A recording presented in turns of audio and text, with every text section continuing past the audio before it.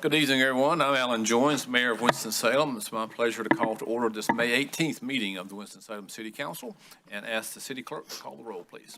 Councilmember Joyner. Present. Councilmember Clark. Here. Councilmember Andrew Bowen. Here. Councilmember Scipio. Present. Mayor Pro Tem Adams. Here. Councilmember Taylor. Present. Councilmember Hall. Present. And Councilmember Burke. Here. Thank you very much. Would you please join the city council and me in a moment of silence?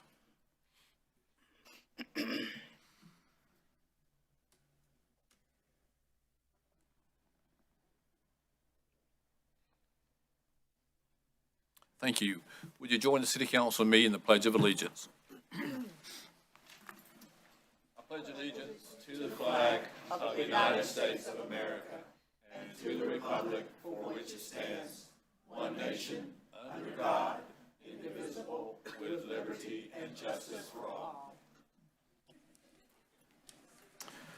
Thank you very much. I'll recognize our Sergeant at Arms tonight is Lieutenant Vernon Chu. Lieutenant, thank you for being with us tonight. And our Fire Marshal tonight is Micah Beaufort, excuse me. And I'm sure he's here, so he's probably out counting how many people's in the room here tonight. Good. We are glad to have you with us tonight, of course, and we always televise this meeting live on TV 13 as well as our YouTube page. It will be replayed on Wednesday morning at 9 a.m. and again Wednesday night at 9 p.m. Copies of our agendas as well as videos of previous meetings are always available online at the city's website, and you just click on the Watch Meetings Online option. This time I recognize City Manager Pate for his updates. Thank you, Your Honor. Just a couple of things tonight. One is, and I think council's aware of this, but want to make sure the public's aware that our historic Bethabara Park renovations have been completed. Specifically, the German Haus and the Distillery Butner House have been successfully renovated. So we encourage folks to, when you've got an opportunity to go out there and to visit those sometime during the summer activities. A couple of events that are going on. The city is partnering with the Forsyth County Health Department or the Department of Health and Human Services to provide free monthly health resource fairs. City Department is participating in our Recreation and Parks, WISTA, and Human Relations. The first one of those is scheduled for June 9th at the Georgia Taylor Neighborhood Center on Clemensville Road, and then there'll be an event scheduled from 11 to 2 every second Tuesday of the month. So June, July through to December. So I encourage people to go on our website and to see those. But again, the first one of those will be June 9th at the Georgia Taylor Neighborhood Center from 11 to 2. Our Youth Citizens Police Academy registrations are now underway, and so they're open. We encourage high school age students, generally from freshmen through seniors, the opportunity to go behind the scenes of law enforcement, meet officers in specialized units, ask specific questions, and gain a better understanding of what policing looks like in our community. So if you know anyone that's interested in that, we encourage you to have them apply on our website. A couple of upcoming events to make sure that I know that you're aware of, but that the community is aware of as well. There is tonight an open house that Neighborhood Services is doing at the Minnie Lee Davis Community Center from 6 to 7. Also, there will be another open house tomorrow, Tuesday the 19th, from 6 to 7 at the Sprague Street Community Center at 1350 East Sprague Street. And then a third one on Wednesday, the 20th, again from 6 to 7 at the Haynes Hosiery Community Center at 501 Reynolds Boulevard. And then finally, on Thursday, there will also be one at the Carl Russell Community Center on Carver School Road.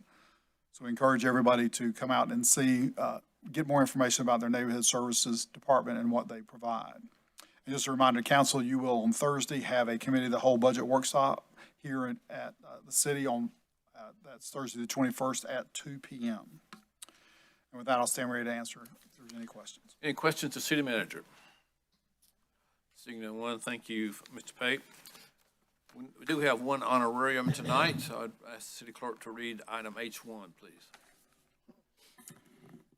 Proclamation declaring May 18th, 2026 as Delta Sigma Theta Day. Whereas Delta Sigma Theta Sorority, Inc. is a private, not-for-profit organization whose purpose is to foster public service, scholarship, and sisterhood. And whereas the sorority was founded on January 13th, 1913 by 22 collegiate women at Howard University in Washington, D.C., and was incorporated in 1930. And whereas in 1939, the Alpha Nu Sigma chapter was chartered, and in 1959, the name was changed to the Winston-Salem Alumni Chapter. And whereas Winston-Salem has 2 undergraduate chapters, the Pi Omicron chapter at Wake Forest University and the newly chartered Phi Epsilon chapter at Winston-Salem State University, both supported by the Winston-Salem Alumni Chapter. And whereas the major programs of the sorority are centered on the organization's 5-point programmatic thrust: economic development, educational development, international awareness and involvement, physical and mental health, and political awareness and involvement. And whereas members of the alumni chapter are active in local, state, and national policy initiatives and have won numerous awards on all levels. And whereas chapter highlights include a literacy initiative to foster reading in local schools with an emphasis on North Hills Elementary, hosting the South Atlantic Regional Delta Authors on Tour featuring 7 female authors, an international service trip to Ghana, West Africa, hosting a women's conference and creating a computer lab at the Mante School of Excellence, and establishing a Woman Breaking Barriers event series to highlight careers and economic opportunities for women in non-traditional spaces. And whereas the chapter has ongoing programs and partnerships throughout the city and beyond, including Delta Academy, Delta Gems, Growing and Empowering Myself Successfully for young girls and female teens, volunteer opportunities with Second Harvest Food Bank of Northwest North Carolina, participation in a pack-a-thon with Feed the Hunger, where the chapter packed and sent over 10,000 meals to Haiti, provided over 100,000 in scholarships through the Jabberwock and Little Miss Jubilee pageants, donations, financial and in-kind, to community nonprofits, including but not limited to Hope of Winston-Salem, State Employees Credit Union Family House, The Parenting Path, Eliza's Helping Hands, and Family Services. And whereas annually the sorority celebrates May Week to highlight the 5 major programs, support local businesses, and celebrate the progress of the previous year. October 2026 marks the 87th celebration of service to the community by the Winston-Salem Alumni Chapter. Now, therefore, I, J. Allen Joines, Mayor of the City of Winston-Salem, North Carolina, do hereby proclaim Monday, May 18th, 2026 as Delta Sigma Theta Day.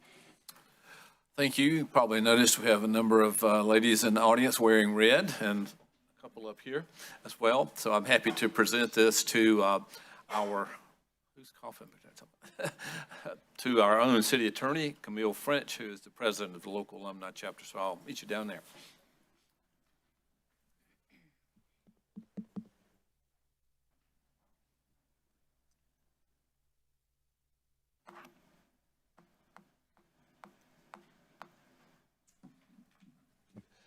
Well, Ms. French, our attorney, on behalf of the City Council, we're happy to recognize the great work that the Deltas do in our community for all year long. You make a big difference in our community for the projects that you support and make forward. So present this on behalf of the City Council and invite you to make a comment if you'd like.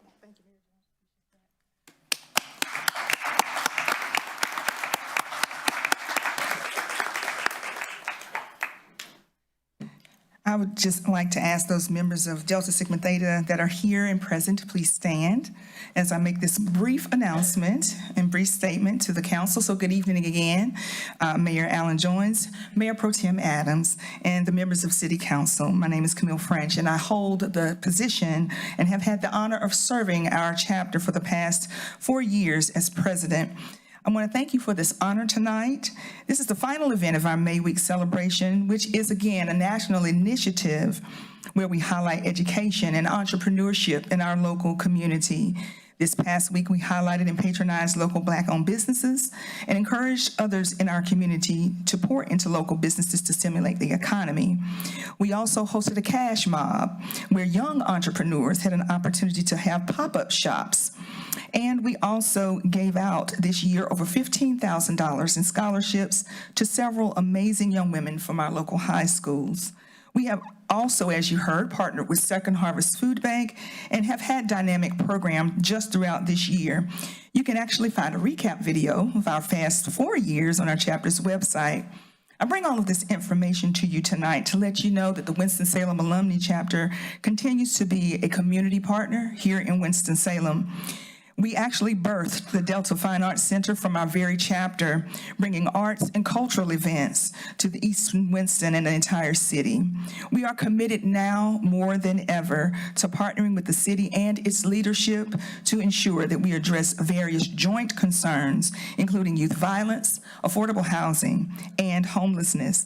We ask that the city not do the work alone, but to call on us, because we will always answer that call. We remain committed, as we have, to growing and supporting our community for the last 87 years.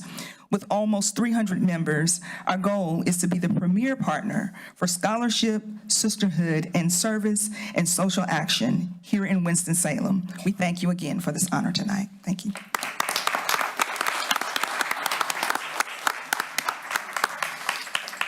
Would any of the Deltas up here at the dais like to say anything? Councilmember Hall, Adams, Scipio, everybody happy? Yeah. Okay, all right, very good.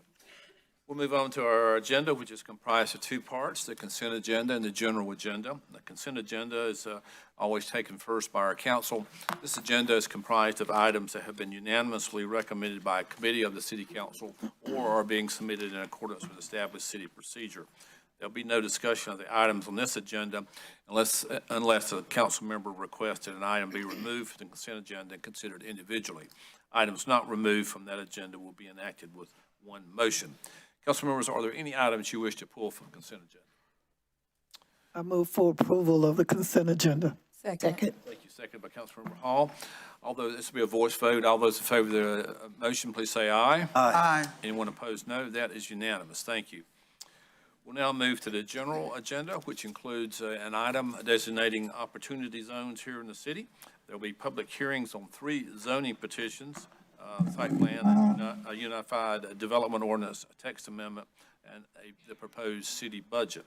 When the public hearings are called, if there's opposition, the council will be, individuals will be given 15 minutes for proponents and 15 minutes for opposition, and then 3 minutes for rebuttal. If no one wishes to speak, I'll close the public hearing and the city council will consider the item. I'll just give you a little bit of a preview on our public comment period. We set aside 30 minutes for that.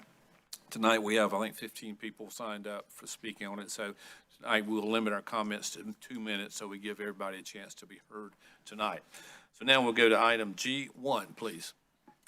Item G1, council recommendation to the city manager on Opportunity Zones 2.0 designation priorities.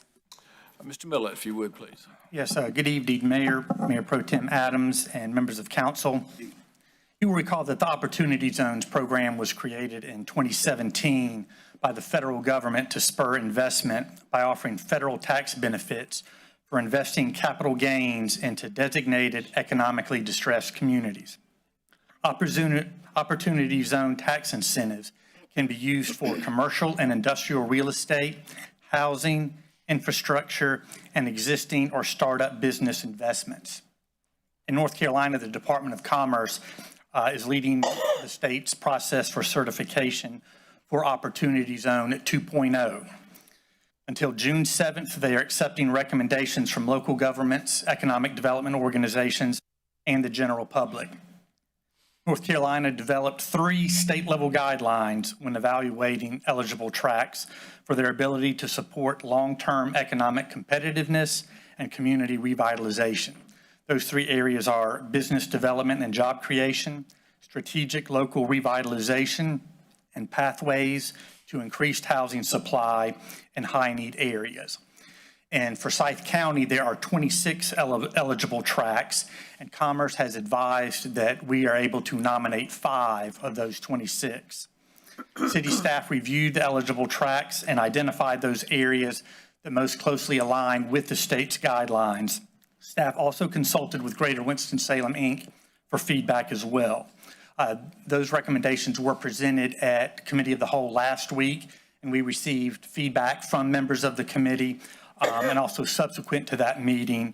So what we are doing tonight is staff is seeking the endorsement of the census tracts that are depicted on maps number 1, 3, 4, 22, and 23 for submission to the Department of Commerce. If there's an opportunity to submit an additional tract, we will submit that depicted on map number 11. I'll briefly cover why there are the strong suits of each tract that we're seeking endorsement for. On map number 1, that includes both the Whitaker Park area as well as the grounds area where investment is underway. Maps 3 and 4 are the area around Smith Reynolds Airport that presents opportunities for both residential and industrial development.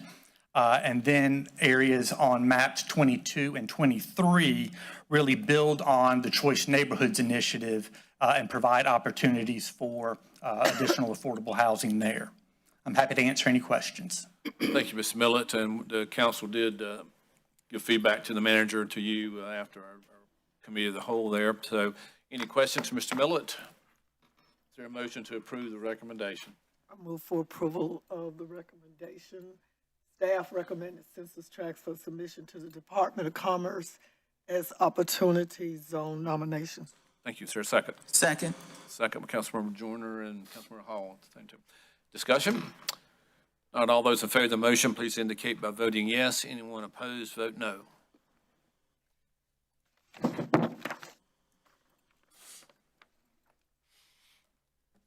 And that is unanimous. Thank you, Mr. Millett. All right, item G2, please. Item G2, public hearing and consideration of zoning petition of BVJ Properties LLC from RS7 to RS7S, located on the east side of Hemlock Drive between Delaware Avenue and Sherbrooke Drive, containing approximately .40 acres, located in the Northeast Ward. Thank you. This is a public hearing on this rezoning. Is there anyone in the council chamber who wishes to be heard on this proposed rezoning? Seeing no one, I'll declare the public hearing closed. I'd recognize Councilmember Burke if she's ready for a motion. Thank you, Mr. Mayor.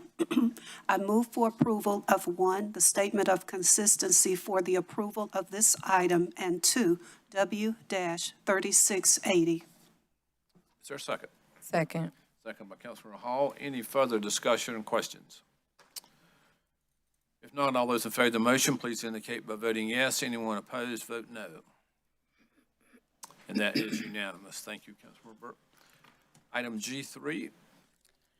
Item G3, public hearing and consideration of zoning petition of Affincia Companies LLC from RS9 to RM8S, located on the north side of Century Point Lane across from Guardian Court, containing approximately 11.17 acres, located in the South Ward.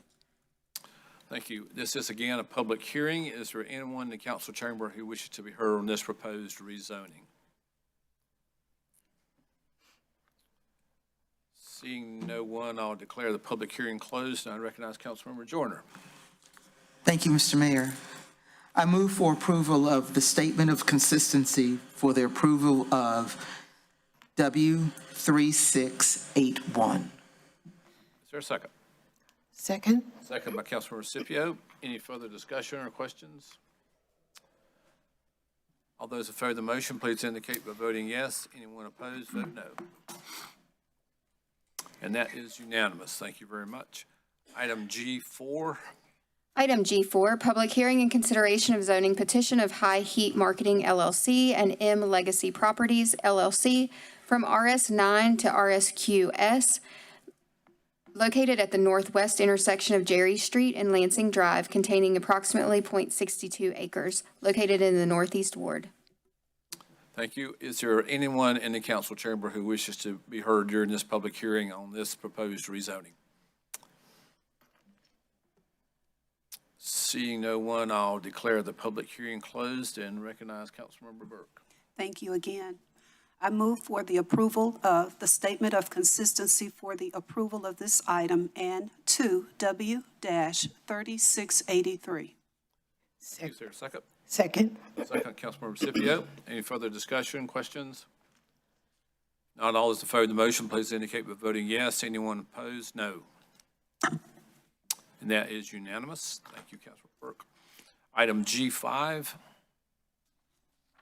Item G5, public hearing and consideration of a site plan amendment of Everly Development LLC to modify a previously approved townhome development to a single-family planned residential development located on the north and south sides of Teague Road, east of Teague Meadow Lane, containing approximately 37.21 acres, located in the southeast ward.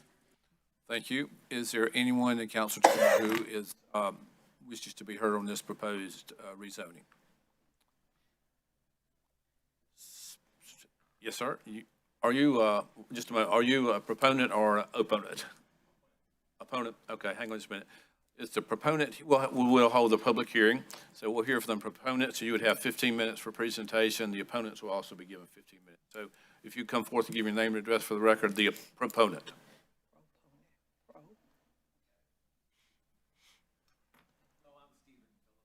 Get to the mic there and give us your. Hello, I'm Stephen Phillips. You want my business address? Yes. 206 West 4th Street, Winston-Salem. All right, thank you. I'm with Time Properties. This land was originally, way back when, zoned as single-family, and the prior developer wanted to put in townhomes, and so he rezoned it from single-family to townhomes and had a plan for 99 homes. As the market has changed and we looked at what we could do and what's sellable and what would be better for the community, we have recently changed it to be 62 single-family homes. So we've put it back to the original presentation or the zoning, but we need to come to you again to ask to put it back to what it was.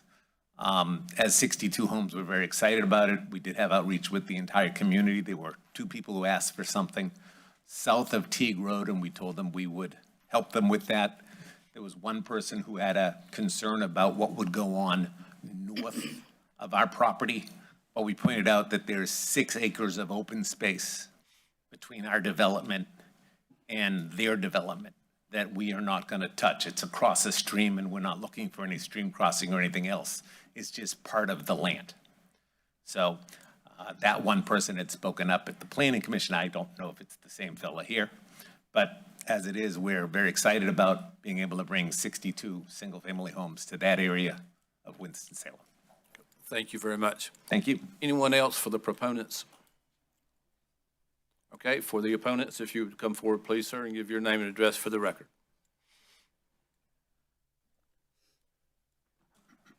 So thank you for the opportunity to voice my concerns. My name is Mohammed Gaber. I am the owner of 4260 Morning Star Lane, and I live across the stream from the proposed development.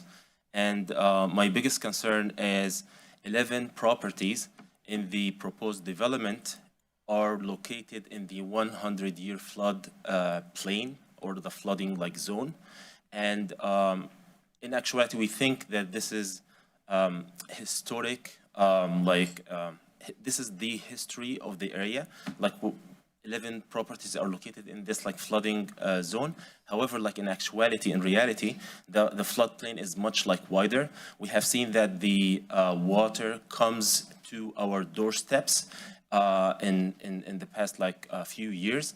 And we just like want to make sure that the development doesn't increase the flooding occurrences and it does not come to our houses. So I see that in the current development there are 11 houses, and we would love for those like houses to be moved or not be built in the flooding plain. That's it. Thank you. Thank you, sir. Anyone else opposed to this rezoning? All right, the proponents, you would have 3 minutes for any rebuttal you'd like to give.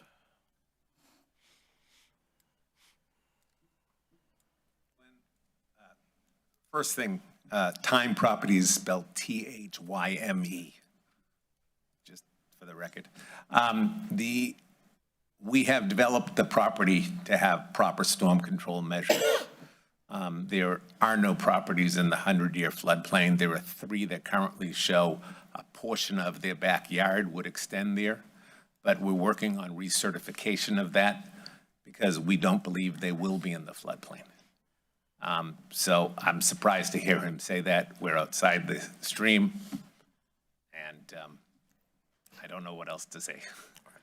Thank you, but we can't build in a floodplain because we can't sell homes in a floodplain. All right, got you. Thank you. Thank you, Ms. Phillips. You'd have 3 minutes for rebuttal if you'd like to say anything.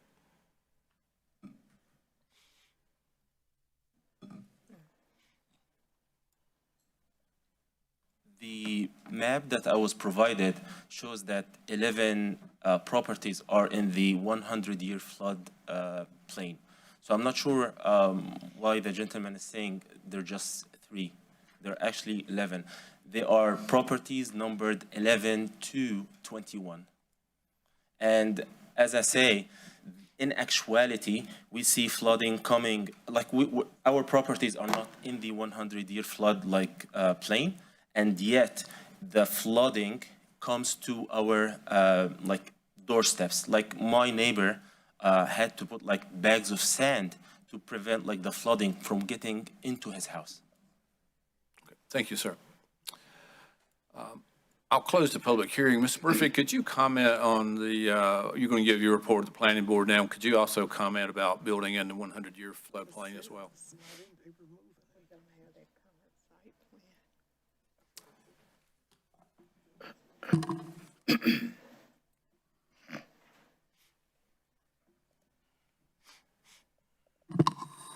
Good evening. Yes, this is I'm just going to go through the whole presentation. It covers kind of the waterfront on the point of contention that was mentioned. I actually have some graphics that show that. The petitioner is Everly Development, LLC. Again, it's a 37.21 acre parcel located on the north and south sides of Teague Road, east of Teague Meadow Lane, located in the southeast ward, and this is a site plan amendment. This is the subject property shown on the Forward 2045 Growth Management Area Plan. It is located within GMA 3, mile and a half or so north of the Davidson County, Forsyth County line as the crow flies. This is the subject property highlighted in yellow, again, on the north and south side of Teague Road. You do see the faint line of the floodplain. You have a floodway and a floodplain. The floodway is actually where the main channel of the stream is. The floodplain spills out beyond that. So the outside line is the floodplain in this context, and there are 11 lots that are located within the floodplain, and I will explain that in a second. This is a better image on the aerial that again shows the floodplain, but again on the north and south side of Teague, subject property highlighted in yellow, outlined in yellow. Subject property shown on the South Suburban Area Plan update. It is located in an area recommended for single-family residential 0 to 8 units per acre. This property was rezoned 2 or 3 years ago from single-family residential to RM5S for townhomes. Had it never been rezoned, this project would have simply gone to the planning board and had been approved as a subdivision planning board review at the planning board level. But because it had been rezoned, they're bringing it through as a site plan amendment. Again, they are reducing the number of units from 96 down to 63. Here are some photos. This is looking west along Teague Road. The southern portion of the property is to the left, so this is on the south side of Teague. This is looking north into the subject property from Teague, so this is looking at the north side of the subject property on the north side of Teague. This is looking east along Teague Road. The southern portion of the site is to the right. This is looking west along Teague Road. The northern portion of the property is to the right. This is the proposed site plan. Again, you see development on both the north and south sides of Teague Road. Again, 63 total homes. I want to say there's probably about 40 on the north and about 20 some on the bottom, give or take. I'm zooming in here because this is where you're going to see lots 11 through 17 will be challenged. It would be a challenge to build them without going through the process that the petitioner mentioned. You can go through the Army Corps of Engineers to do what's called a conditional letter of map revision, where you look to actually increase, bring in some fill elevate the pad sites out of the floodplain, and that's what they will attempt to do on those 7 lots right there. The other 4 lots that were referred to that are in the floodplain are up off Peppercorn Court at the very northern edge of this project. I'll go back. But those are on the backside. It looks like there's ample room for a building pad to be put on those 4 lots, so they're not requesting a letter of map revision in that area. Just in summary, the request is consistent with the general recommendations of Forward 2045 and the South Suburban Area Plan update. The request would allow for needed housing units within the serviceable land area with direct access to a minor thoroughfare. The general layout and design of this request is consistent with the original approval. And again, just keep in mind, had this not been rezoned for townhomes 2 or 3 years ago, this could have been done at the planning board level. With that, it was heard by the planning board at their April 9th, 2026 public hearing. There were 2 speakers in opposition, primarily concerned with traffic, floodplain issues, potential loss of trees in the floodplain, and potential negative impacts to property values. One of those speakers is the speaker that we heard from tonight. Following the public hearing, the planning board did vote unanimously to recommend approval of this to the city council. And with that, I stand ready to answer any questions. Any questions of Mr. Murphy? Councilmember Hall. Thank you, Mayor Jones. Thank you, Director Murphy, for that. The EPA, I think, is the federal agency that's responsible for floodplain timing and 100-year designation. Is that true? It's Army Corps of Engineers. Okay. Do you know what the time stop is on the 100-year for that particular area? Like when the map was last updated? When that area would no longer be designated as being a floodplain or be back up for review? I have no earthly idea. Okay. And the recertification that the gentleman talked about for the properties that were located in the floodplain, is that what's going through the, it's not? Who's that go through? The recertification that Who mentioned recertification? I'm sorry. The proponent said that he's the working. recertification, yes, those lots right there will go through what's called a conditional letter of map revision through the Army Corps of Engineers. Okay, that's what I got down here. Yeah. That's what I was trying to ask. Okay. I just want to make sure, again, keep in mind, floodplain through FEMA is. FEMA, not EPA. Thank you. The FEMA and the Army Corps of Engineers kind of work closely hand in hand, and it's been a pretty long time since they've recertified our floodplains. So again, the information that we have it's the legally binding information, but it's several years old. And I wanted to make sure you weren't talking about when they were going to be redoing those lines, because that will be on a time frame that doesn't have anything to do with this particular development proposal. Mm-hmm. Okay. Thank you. Thank you. Any other questions of Mr. Murphy? All right, thank you. I will turn to Councilmember Taylor for a motion if he's ready. Thank you, Mayor. Mayor Pro Tem, members of the council. Before I make a motion, the first thing that I want to say to the petitioner, thank you for bringing your business to this community. Mr. Gammer, thank you also for bringing your concerns up. I think that after hearing from planning staff and after hearing some of the questions that were asked here today, I think there's a sufficient plan in place to address those concerns.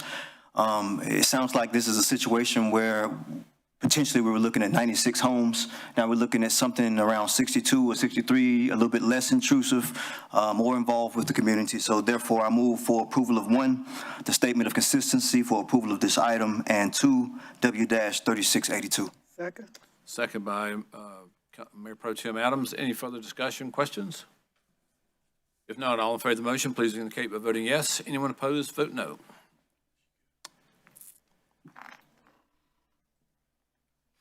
And that is unanimous. Thank you, Councilmember Taylor. Thank you, Mayor. Item G6.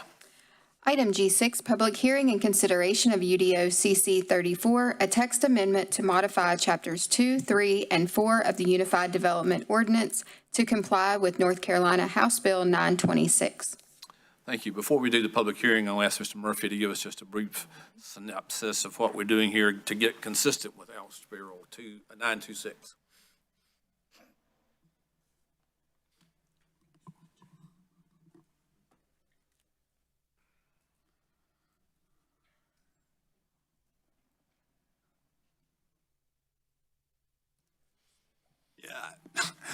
I can speak in generalities. Basically, there was a bill, House Bill 926, which was approved back in the last session.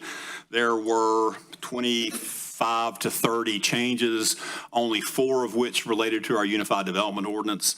There was a change related to, if you'll recall, under the current UDO, there is a waiting period if a rezoning is denied, and that is for 2 years for the same request and 1 year for a different request. The general statutes were changed to get rid of that tolling period so you can resubmit repetitively if you want to. I don't know if you would want to spend the money if you've been told no once, but that's someone else's prerogative, not mine. Section 29 of those statutes further clarifies vested rights for previously approved development and amends the standards for development petitions within split jurisdictions.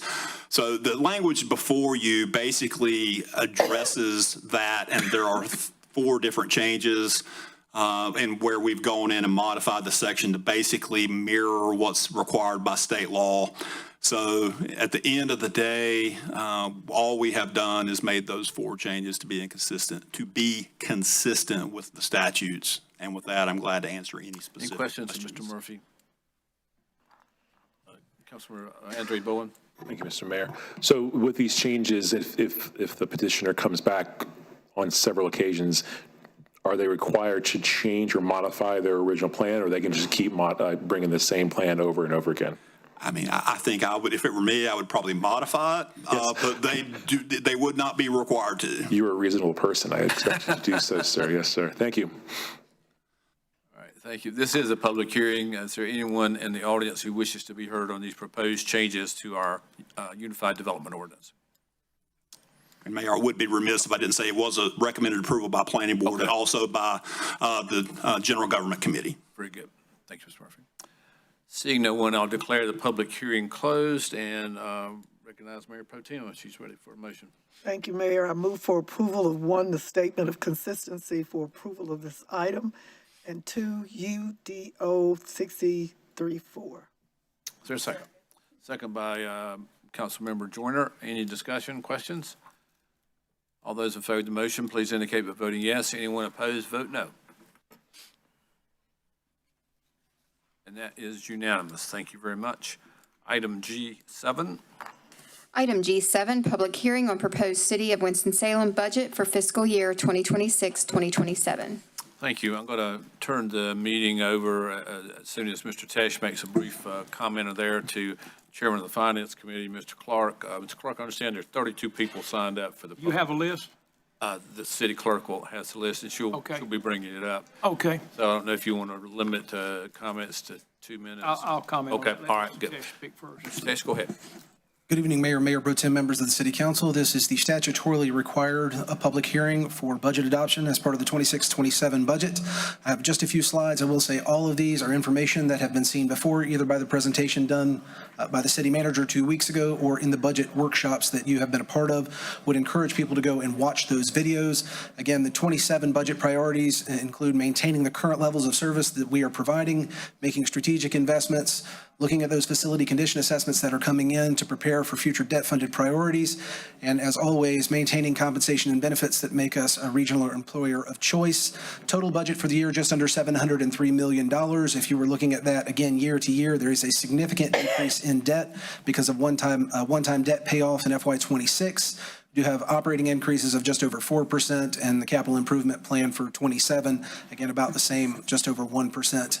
In terms of property taxes and user fees that are in the proposed budget, there's a property tax increase of 4.6%, which would be roughly $5.50 a month for the median value home that is allocated all to the general fund for general government operations.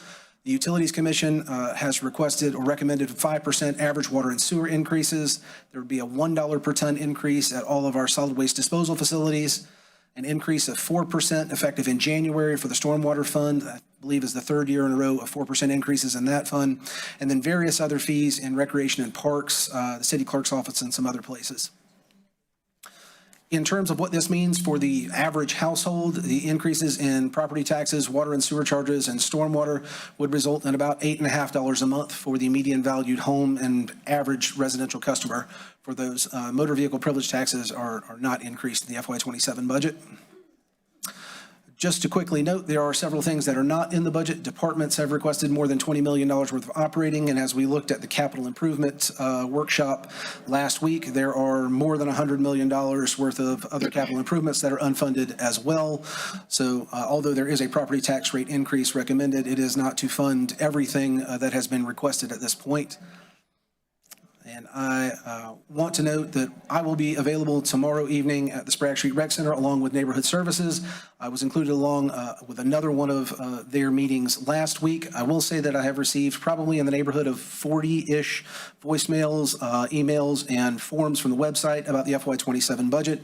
Thematically, most of those have centered around the property tax rate increase, not around specific services to either increase or reduce. We do have, as the manager said, a budget workshop scheduled for Thursday at 2 o'clock, and then budget adoption is slated for the evening of June the 1st. Happy to answer any questions before the public hearing. Any questions, Mr. Tash? Councilmember Andrew Bullen? Thank you, Mr. Mayor. The May 19th budget information session, how long should that be going through? That is, so Neighborhood Services is hosting that as one of their turn events. I am generally speaking doing about 50. So I have been embedding with planning when they did area plan updates, as well as Neighborhood Services and some other departments. So I'm doing about a 15-minute kind of update on the budget. And then there's also information on Neighborhood Services there as well. Thank you, sir. Yeah. All right. Thank you, Mr. Tash. Mr. Clark. Thank you. Let me remind everybody, if it hasn't seemed to be apparent, we're actually getting ready to have two different public comment periods.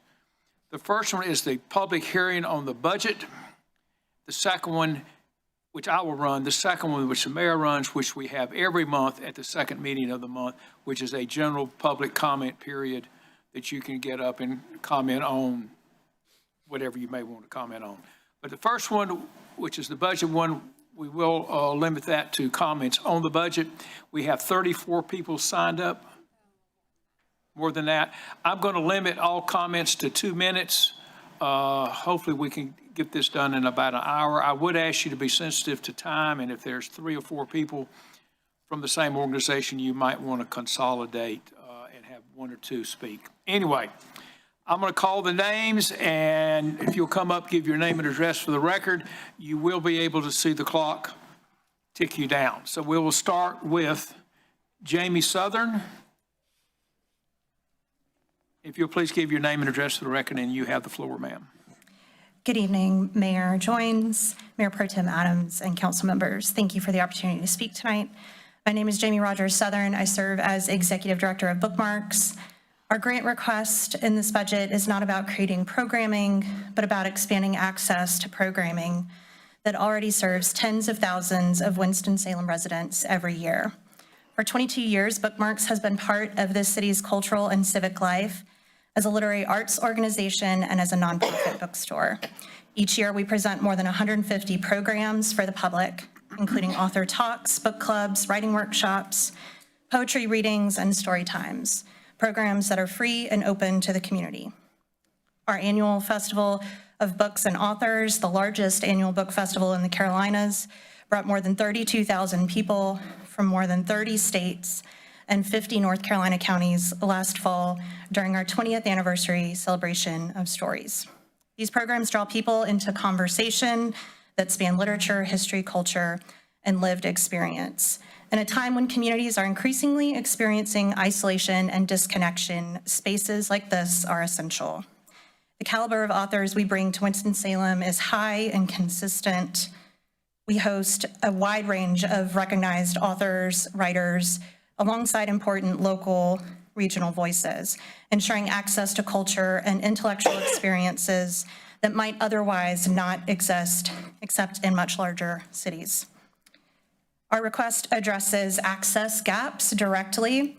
A one-time investment of professional equipment and assisted listening devices will allow us to expand our programming, making it more inclusive, accessible, and welcoming to a more diverse range of citizens here in Winston-Salem.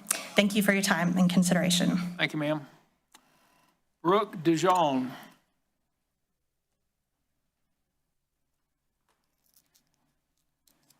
Brooke DeYoung, 3050 South Stratford Road. I'm with the dwelling. Good evening, Mayor and Mayor Pro Tem Adams and members of City Council. As I said, my name is Brooke DeYoung, and I serve as the Deacon for Advocacy, Education, and Development at the dwelling. I'm here tonight to say thank you for consideration of our funding for our evening meals program. In Winston-Salem, there is no consistent place for unhoused and vulnerable neighbors to get an evening meal, and that matters.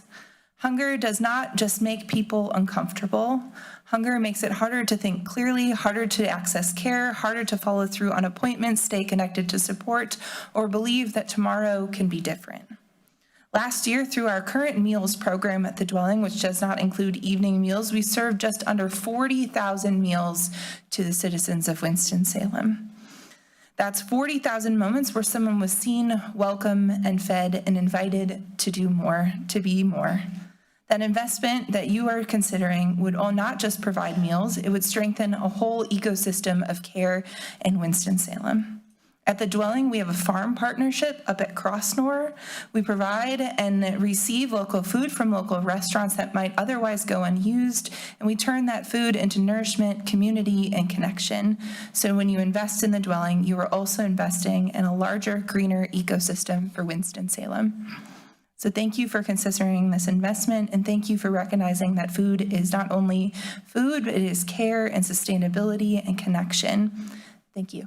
Thank you, ma'am. Terry Taylor.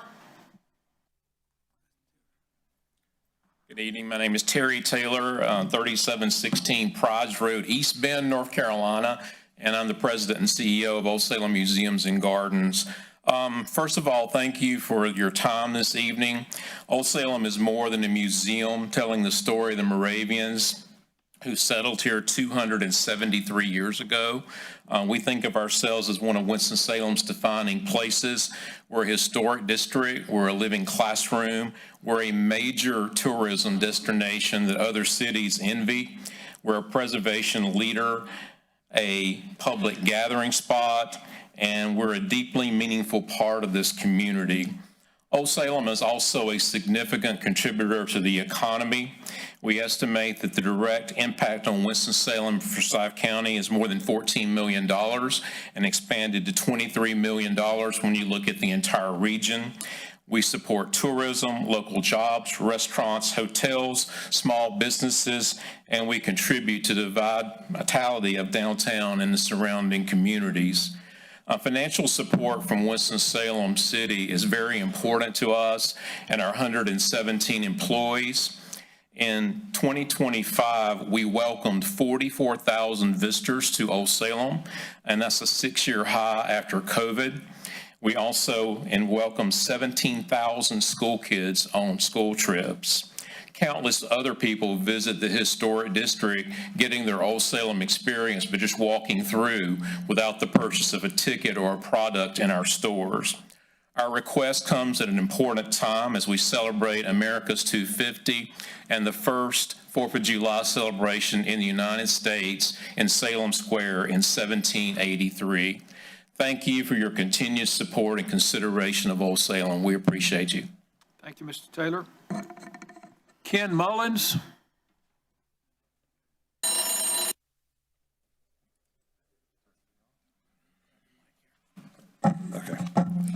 Okay, good evening, Mayor Joines and members of the City Council. My name is Ken Mullins. I'm Vice President at IFB Solutions. I live at 428 Green Arbor Lane in Winston-Salem, North Carolina. Proud resident. And this is my boss, Ken Edwards, COO, also at IFB Solutions. We want to thank you for the opportunity to speak tonight and consideration for the funding to support the expansion of our manufacturing facility located at 7730 North Point Drive. 90 years ago, IFB started with 6 employees, and today we employ more than 500 in the Winston-Salem area. The expansion will add about 25,000 square feet, which will allow us to be more productive and more efficient and compete in supporting jobs that are critical to people who probably couldn't get a job anywhere else. You probably can't tell by looking at me, but I myself am visually impaired. I came here to Winston-Salem for a low vision evaluation, and that simple low vision evaluation led to so much more. It led to an opportunity for a job or career. I already worked at a Fortune 500 company before, but lost my job because as my vision began to deteriorate, they couldn't see how I fit in a world of manufacturing and how dangerous it was for them. I came to IFB Solutions and gained an opportunity, a career, and have moved up through the ranks. Many of my comrades, many of my people who are on my staff have the same opportunities. I thank you for the consideration for this time, the opportunities in your budget, and thank you. Thank you, sir. Will Ely?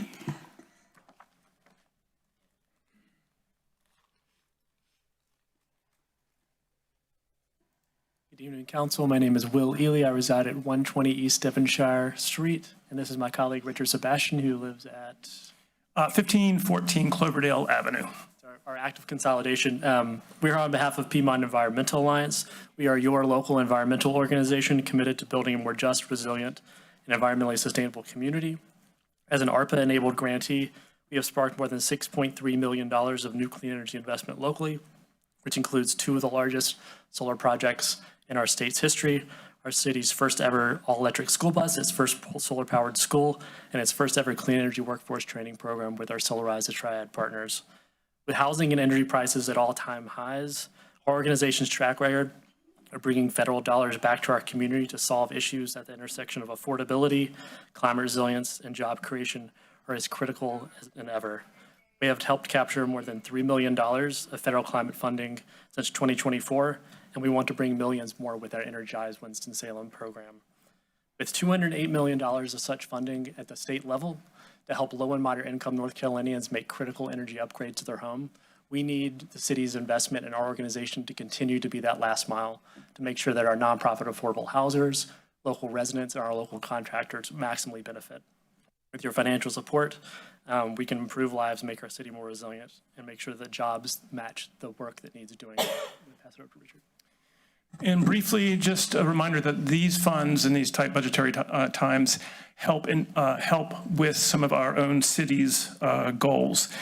Our priority is to maintain and update infrastructure and facilities, address housing, affordability, and homelessness, improving economic mobility and reducing poverty, and strengthening relationships and facilitating connections between community and partners. We think this is a really smart investment of the city's budget. Thank you. Thank you, gentlemen. Next, I have Barbara Stowe and Charles Moore.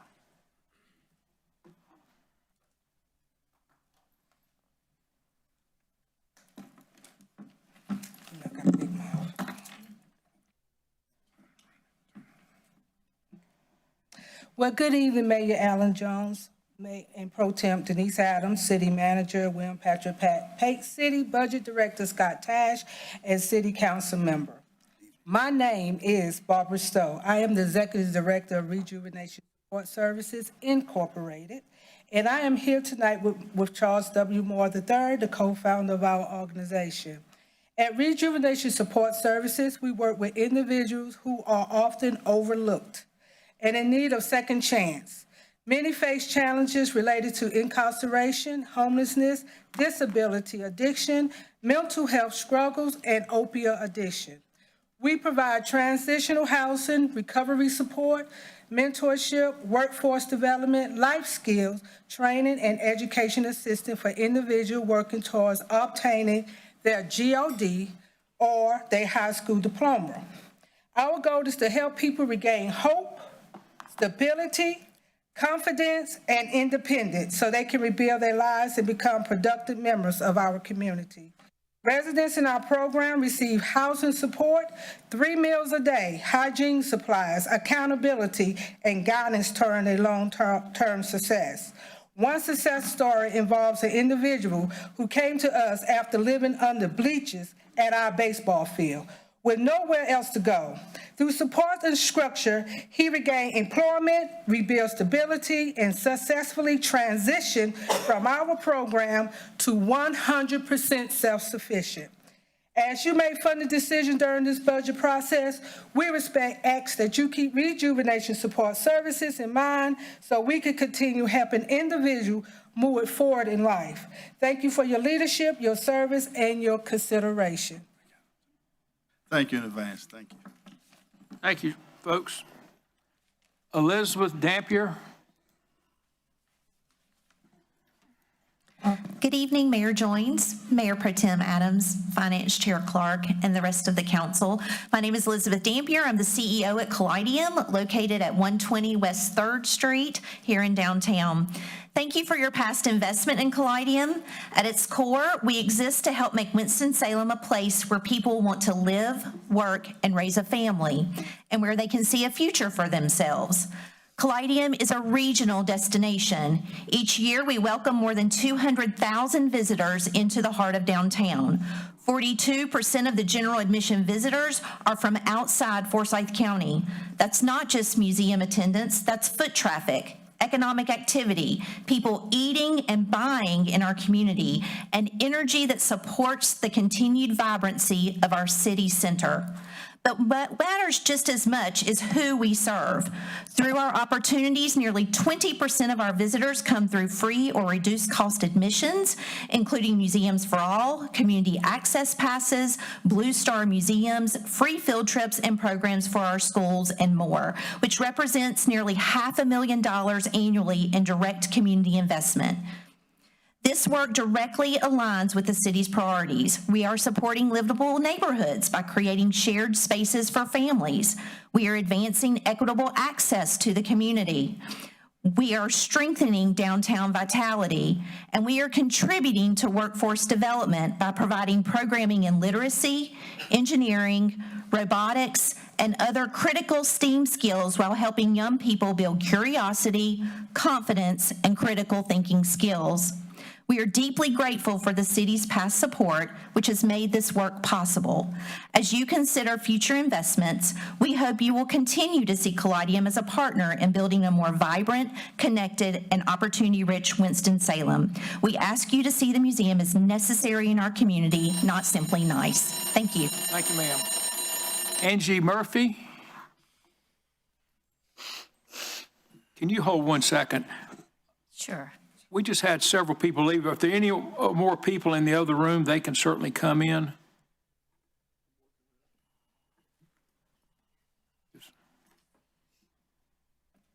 I didn't mean for everybody to leave.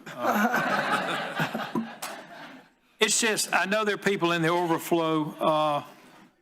Officer, can you check the other room? And I'm going to let the lady continue, but okay, she's got them. Okay, good. Here we go. Just hang on, your time's not going to be docked. I want to get everybody in here. Okay. Ms. Murphy, you have the floor. Thank you so much, and greetings to the mayor and each member of the council. My name is Angie Murphy, and I am Director of Development of Crosby Scholars. On the surface, our request for funding may seem simple, but actually is critical to how we serve our students and their families. In this day and time, a website is often the first and sometimes the only point of access for information, guidance, and support for our students. For many families, especially those navigating the college process for the first time, it's where questions begin. We are seeking funding to create an updated, user-friendly, and modern website that reflects the quality of support Crosby Scholars provides every day. Our last website update was in 2019. This new platform will not only serve our enrolled Crosby Scholars, but I think very important to note, it will extend to those who are not currently in our program. All students and families across our community need reliable information about college access, financial aid, and planning for the future. This funding is about equity. It's about making sure that every student, regardless of background, can find clear, accessible, and trustworthy guidance. Crosby Scholars is a longstanding partner with our school system, and that partnership today is more important than ever. School systems are facing increasing demands, and counselors are stretched thin. On average, a high school counselor may serve around 346 students. Our counselors serve 50 students for personalized and in-depth guidance. This funding request is more than just a website. It's an investment in access, partnership, and our students. Thank you. Thank you, ma'am. Louis Finney. Good evening, Mayor. I'm Mayor Pro Tem, City Council. My name is Dr. Louis A. Finney, Jr., President and CEO of Smart Start of Forsyth County. Most of you are familiar with the organization. We pretty much do the systems level change for early care and education, serving about 20,000 children and families throughout Forsyth County. What I'm not going to do is spend this two minutes, because I do have some people that I'm going to defer my time to that will give you some specifics as to why our application is very important, but also what this impact would be for that particular community that we're serving. Thank you. Thank you, sir. Glennis Highsmith.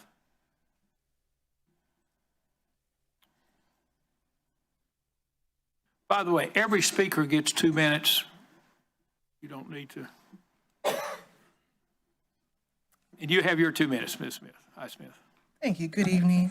We are a bit out of order, so I'm going to allow, if it's okay, Juwan will lead, and then I will follow. Okay, fine.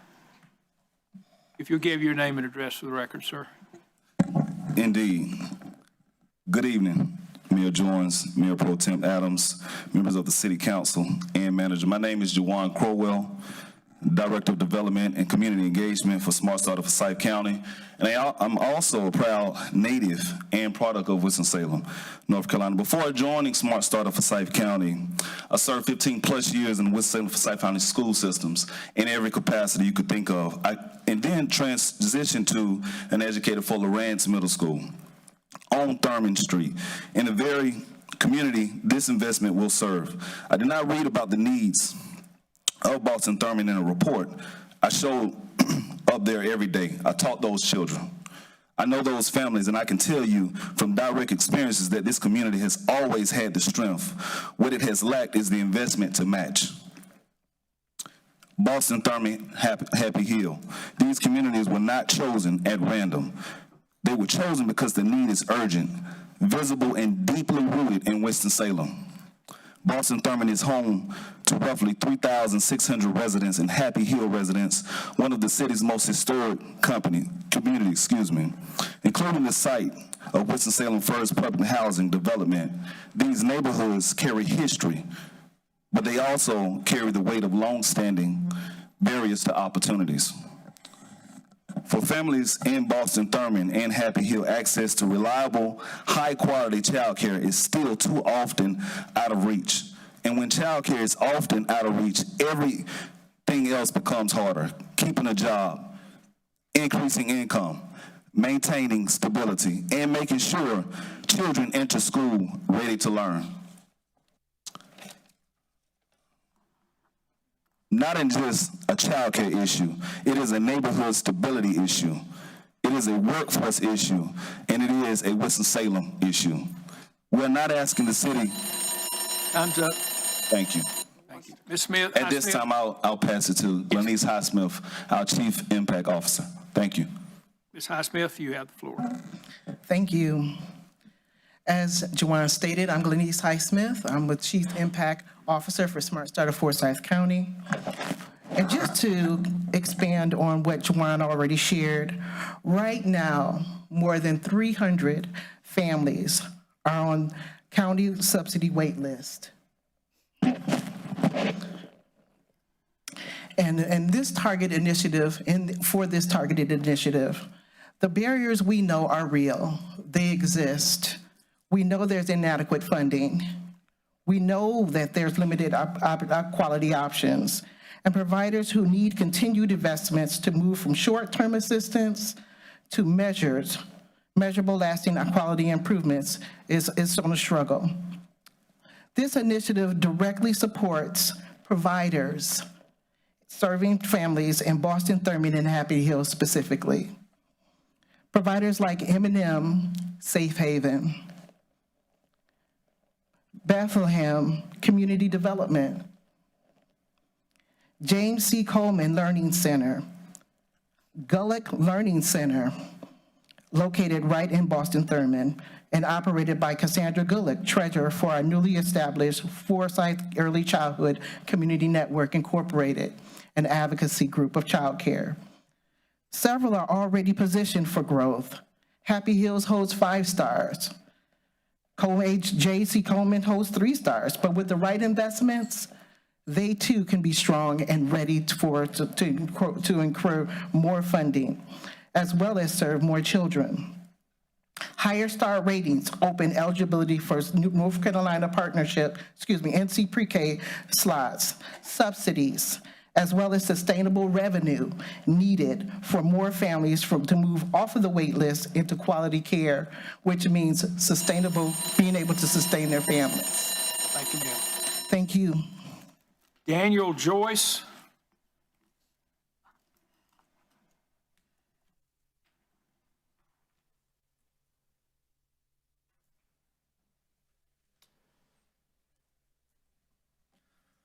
Good evening. My name is Daniel Joyce. I'm the managing attorney with Legal Aid of North Carolina here in Winston-Salem.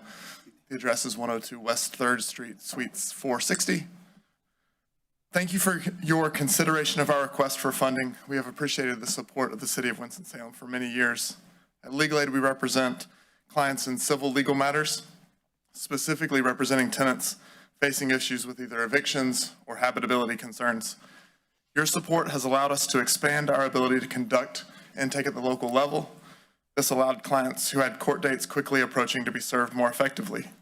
Because of your support, we are able to represent tenants in eviction cases when they would almost certainly not be able to afford counsel.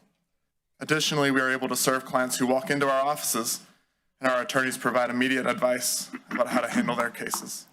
All of our housing clients have to qualify financially for our services, and we are almost always their only option for legal counsel. Landlords often have legal counsel, so our presence is an attempt to level the playing field. Our attorneys work very hard to build a positive rapport with opposing counsel, and so whether private attorneys or housing authority attorneys. Work hard to find solutions that will lead to long-term housing for our clients. To that end, our office and Matthew Fox specifically have worked with the city's eviction diversion network to come up with solutions. We've long valued our partnership with the City of Winston-Salem and the great support that you have provided our office. We're fortunate to have a mixed revenue of federal, state, and your local support for our services, and working hard to ensure that continues. However, additional local support is needed to continue our work. We have been especially impacted by federal funding cuts and the statewide IOLTA funding freeze, losing over $11 million in the last year. We had to make difficult decisions in the fall, including reducing the staff in our office by 2 attorneys. Other parts of the state where the local municipality were not cut. Thank you for your time and consideration. Thank you. Matthew Mayers.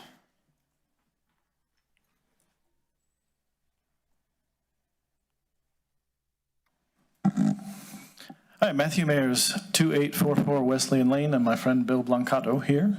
Mr. Clark, this is really a shout out to you. I am so grateful for you really being the one council member who has ever spearheaded a major sustainability effort on the city's part that both saved money and improved our environment. I'm talking, of course, about the fast track. 25,000 streetlights, yes. Yeah, the streetlights upgraded to LEDs. Save us a bunch of money, save us a bunch of carbon emissions, kind of 2 delicious things, 2 great tastes that go great together, right? Like chocolate and peanut butter. But I think you can tell by looking at me when there's peanut butter cups in the house, I don't stop at the 1. Maybe there's 2, look at that, yeah. 2, 3, I don't know, 10.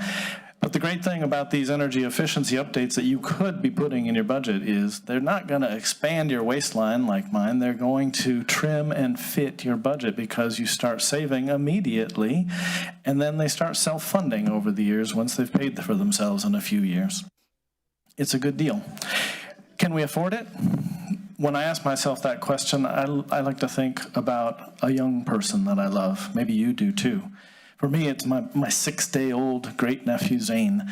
And I think in 15 or 20 years, when Zane calls me, he calls his crazy Uncle Matt and says, what did you do to preserve the earth in a healthy state for my future? I want you all to have good answers for that young person in your mind right now. So for the budget, please include these things. We need improved energy efficiency. I left you 18 seconds, Bill. Bill Blancato, 1860 New Shore Court. I live in the South Ward. Hey, but sir, you get 2 minutes. We have a new speaker. She'll reset it for you. I'm out of order. I don't want to take, Go ahead, finish. I'll give you 30 seconds. I'll tell a story. My wife and I own an electric vehicle. And last year, we spent just under $700 on electricity for that vehicle. We probably went about 18,000 miles. If we had to buy gas for the car, it would have been about $2,100. It was 2/3 the cost. There are many people coming in front of you today with very worthy causes, very important things they're trying to do for the community. If you follow Matt's advice, you'll save money and help fund some of those other worthy causes. Thank you. Thank you. And what was your name again, please? Bill Blancato. Ben Blancato, okay. Thank you, sir. You're welcome. Rob Yoder? Yoder? Hello all, Mayor, honored council members. Rob Yoder here, 118 Crafton Street. I am in Councilmember Hall's district. Thank you for your representation. It is a tough act to follow up a story about peanut butter cups, but I will try. I actually signed up to be under general comments and I find myself on this list, but as a community advocate, I'm never going to turn down a chance to get a microphone. So I just wanted to rise in solidarity for the tough job that you all have as a city council to allocate and find funding for all these great organizations that have risen to speak. As we know, every dollar invested in community organizations is returned multiple times in benefits to the community. So I also want to stand in solidarity with the working families of our community. We are taking it on the chin from every direction. Housing costs are up, healthcare is up. So many things demand more and more of our income. And it is a struggle for everyone to make ends meet these days. So I do not stand in solidarity with the state legislature who has whiffed on passing a budget for 3 years now. And that is pushing more and more of these obligations down to the county and the city and the municipality levels. And so I understand the difficult decisions that you all have to make. But that's why I rise to speak for the working families, to get people into the state legislature that can actually pass a budget, that can make fair choices that benefit working families and don't send all the money into the corporations, into the profit banks that they're trying to build. So I do rise in support of Jen Wiles, District 75. She's a great person that is, I would highly recommend that we all send her to the State House. So thank you all for your time. Thank you for letting me stump a little bit. Thank you, sir. Bye-bye. For those out there that are here for general comment, if you'll just hold tight, the mayor will have that public hearing. And I can assure you, if you're here to speak, you will get a chance to speak. With that, we'll now go to Alexandria Shaw.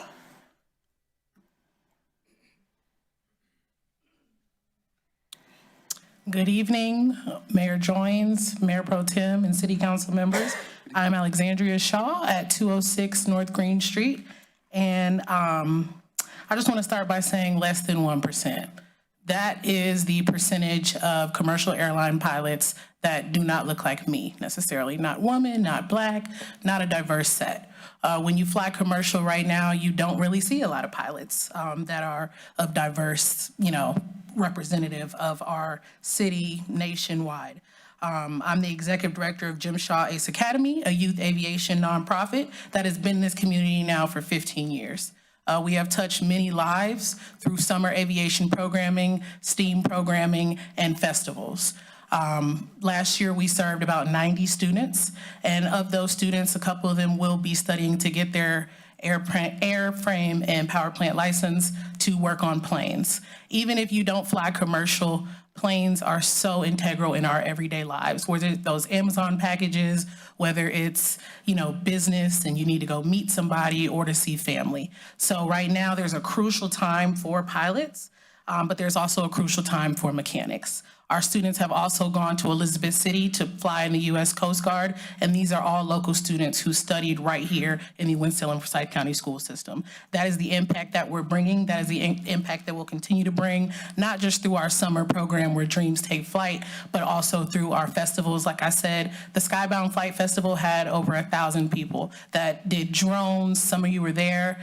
They were able to see jets. They were able to see people that look like them doing things that they want to do in the future, and that is again what we will continue to do at Jim Shaw East Academy, and that is why I'm here. I appreciate the opportunity to speak with you all today and to talk about the impact of what we've been doing at the aviation programming for over a decade now, and I will continue that important legacy that is just so integral to our community. So thank you for your time. Thank you, ma'am. Ruth Burkow. Well, good evening, all. I am Ruth Burkaw with City with Dwellings, 502 North Broad Street. We partner with the city to coordinate key parts of our housing-focused system of care, including coordinated entry, street outreach, and supportive housing. Right now, more households than ever are living on the edge of housing loss. Rising rents and financial crises quickly spiral into eviction and homelessness. Many existing programs are difficult to access quickly in emergencies. And that's why rapid, flexible prevention assistance is so important. Last year, through a small assistance fund, we helped stabilize 150 families at an average cost of $400 per household. That small amount prevented many evictions and kept families housed. But we had to turn away 6 times that number because we had a lack of funding. Our grant request would allow us to expand this rapid response housing stability work and intervene earlier while families can still stay housed. The Housing Stability Fund is a shared priority of Forsyth IAF, which is a nonpartisan collective of more than 30 civic organizations. There's a few waving maybe behind me. They're working together on important community issues. And we're also engaging Forsyth County, healthcare systems, business leaders as part of a broader strategy to scale this housing stability and prevention effort. We know how expensive homelessness becomes once housing is lost. This fund helps us intervene earlier before families fall through the cracks. So thank you for your confidence in us, for your consideration, and for your continued partnership in this work. Good night. Thank you, ma'am. I'm going to add interrupt just a minute and add a editorial comment. The city budget is complex. What we're technically talking about tonight is the money out of the general fund that we allocate to various nonprofits. I do want to call to your attention, we also get money, not just local money, but we get mostly a lot of federal money for community development block grants, home funds, housing financial assistance funds, et cetera, et cetera.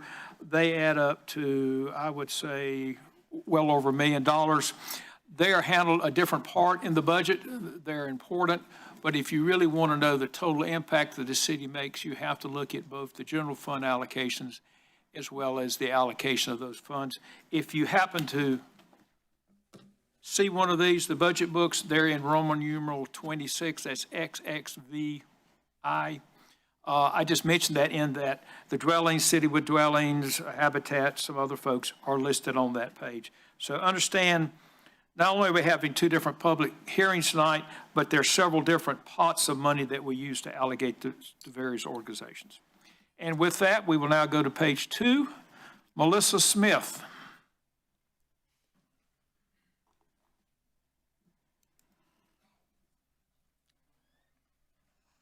Mayor Joins, Mayor Pro Tem Adams, and council members. My name is Melissa Smith, and I'm the Associate Executive Director of the Shepherd Center of Greater Winston-Salem, 1700 Ebert Street. And I'd like to thank you for your support for the last 11 years. As a state-certified senior center of excellence in our 41st year, we served over 8,700 aging adults in 2025, which is a record number. Our most recent report to the city shows a return on investment of over $22 for every dollar the city has invested in our programs. And we estimate that collectively we are saving the older adults we serve over $500 million annually. Currently, 65% of the folks we serve live below 200% of the federal poverty level. And many of you, I think, know this, that there are now more adults age 60 and over in Forsyth County than there are children 17 and under.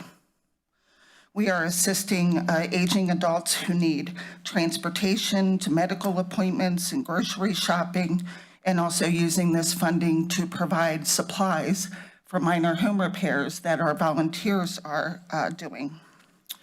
We believe a budget is a moral document which reflects the value of a community, and we request that our request be strongly considered in light of the services we offer, and also in light of, for the first time in our history, we have a medical transportation waiting list because 3 Medicare Advantage plans that used to provide transportation are no longer doing that and are giving out our phone number.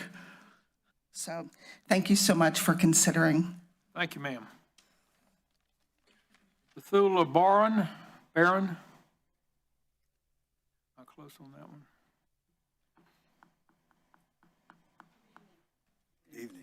I'm Bethula Barron. I'm with an organization named My Face, which stands for Females Acting in Confidence and Empowerment. And we're located at the S.G. Atkins Enterprise Center on Martin Luther King Drive.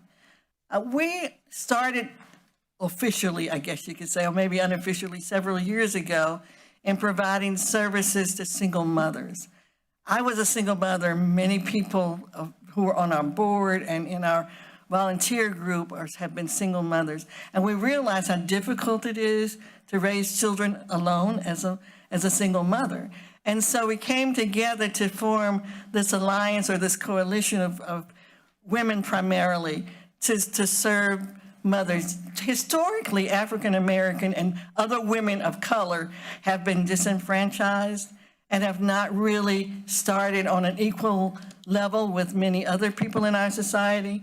And so our aim is to pull them up. Our mission is to empower them to become more successful, more educated, more socially and economically competitive in the world.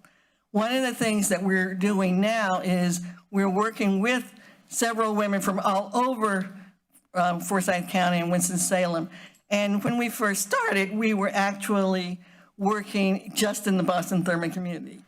And we've realized that a lot of the women who came to us, that were referred to us, lived in other parts of the city. So now we're serving 27101, 27105, and 27107. And, so that's Southside Boston-Thurman, as well as East Winston communities. We're really grateful that we were able to help the women that we are, and that they believe in us. We're committed to this cause, and they need our help as well as we need your help. So please consider funding us for this wonderful opportunity. Thank you. Thank you, ma'am. Timbila Covington.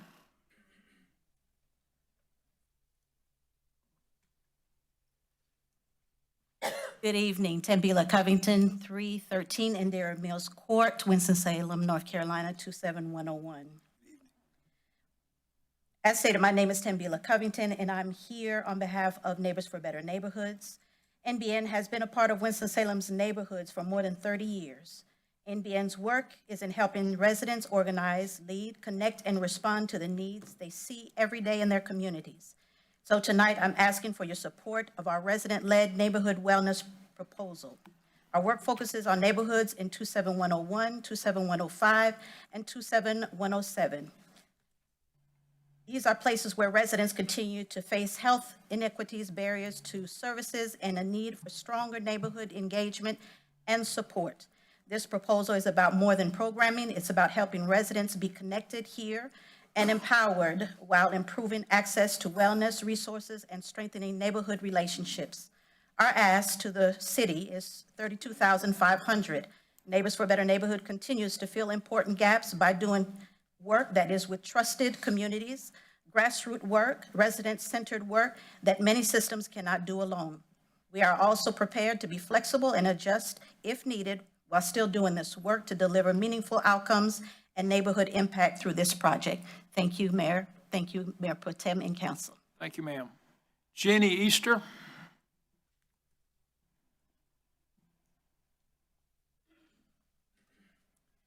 Jenny Easter, 4035 University Parkway, Winston-Salem, North Carolina, 27106.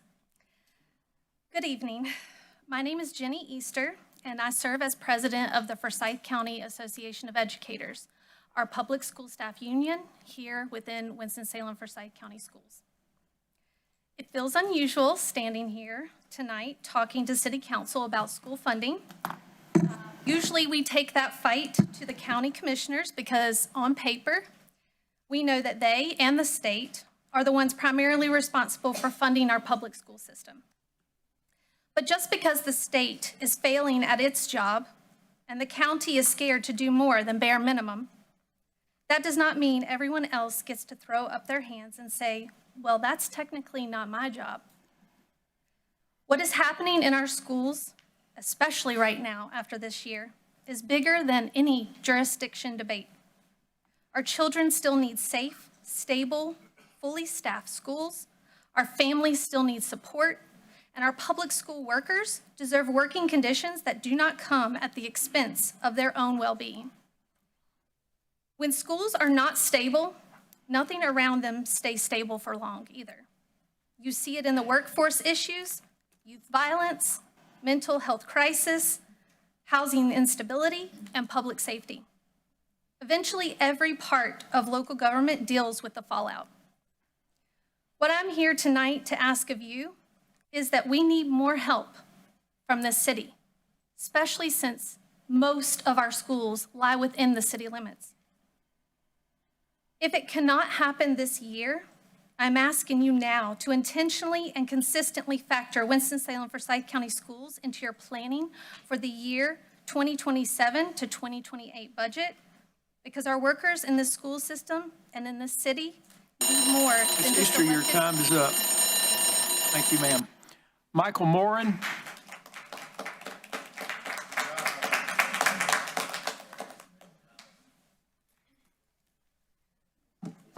Hello, City Council and Mayor Joins. Good evening. My name is Michael Moran. I am the Executive Director of the River Run International Film Festival. Thank you so much for the opportunity to speak with you this evening at the city's proposed 2026-27 budget. For 28 years now, River Run has been bringing people together through film. This includes not only our festival, which runs 9 days in April, but also year-round programming, which includes 6 free screenings. Through a range of programming, our organization reaches people of all ages, races, faith, and socioeconomic backgrounds. This year, we approximately had 12,000 people at the festival. Of our free films, with approximately with our Films of Class program, we served 117 students from the age kindergarten to seniors in high school. What is the festival's value to City of Winston-Salem, and why should the city support it? There are 2 main reasons: quantitative and qualitative. Quantitative, we generate money for Winston-Salem. Americans for the Arts is a national nonprofit entity that studies the economic and social impact of the nation's nonprofit arts and culture industry. Every 5 years, they produce a study that's called Arts and Economic Prosperity. The most recent report was issued in 2023 using data from 2022.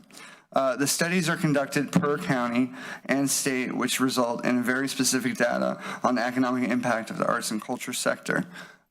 Using our numbers, we bring in, for our local residents, they spend about $500,000. For non-local visitors, about $182,000. That's a total of $688,000. Thank you, sir. Thank you so much. Jordan Googe.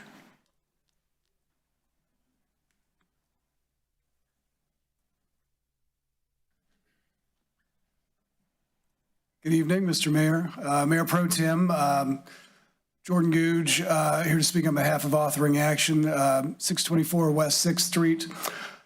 Since its founding in 2002, Authoring Action has led the grassroots effort to cultivate a community-focused engagement via the creative writing process. As the program grew, the experiential learning aspect of the program expanded into broader forms of artistic expression, painting, sculpting, interpretive dance, and our expansive filmmaking program, walking our artists through the process of writing, storyboarding, location scouting, casting, directing, scoring, and editing.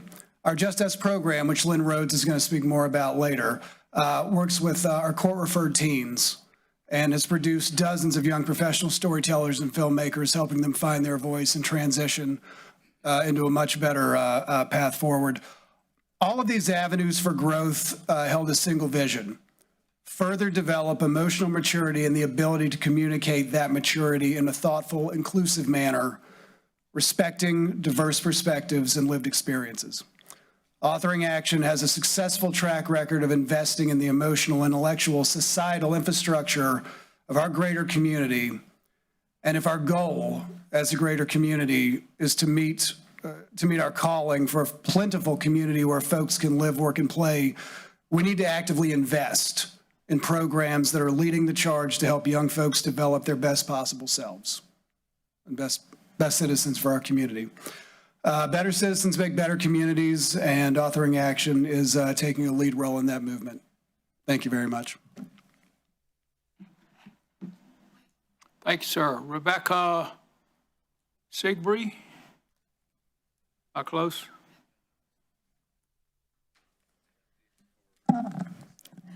Dear Mayor Alan Jones and members of the City Council, my name is Rebecca Segebre, Executive Director of the Valuable Woman, Mujer Valiosa community. Thank you for the opportunity to present the grant proposal for the Latino Entrepreneur Success Program, LESP.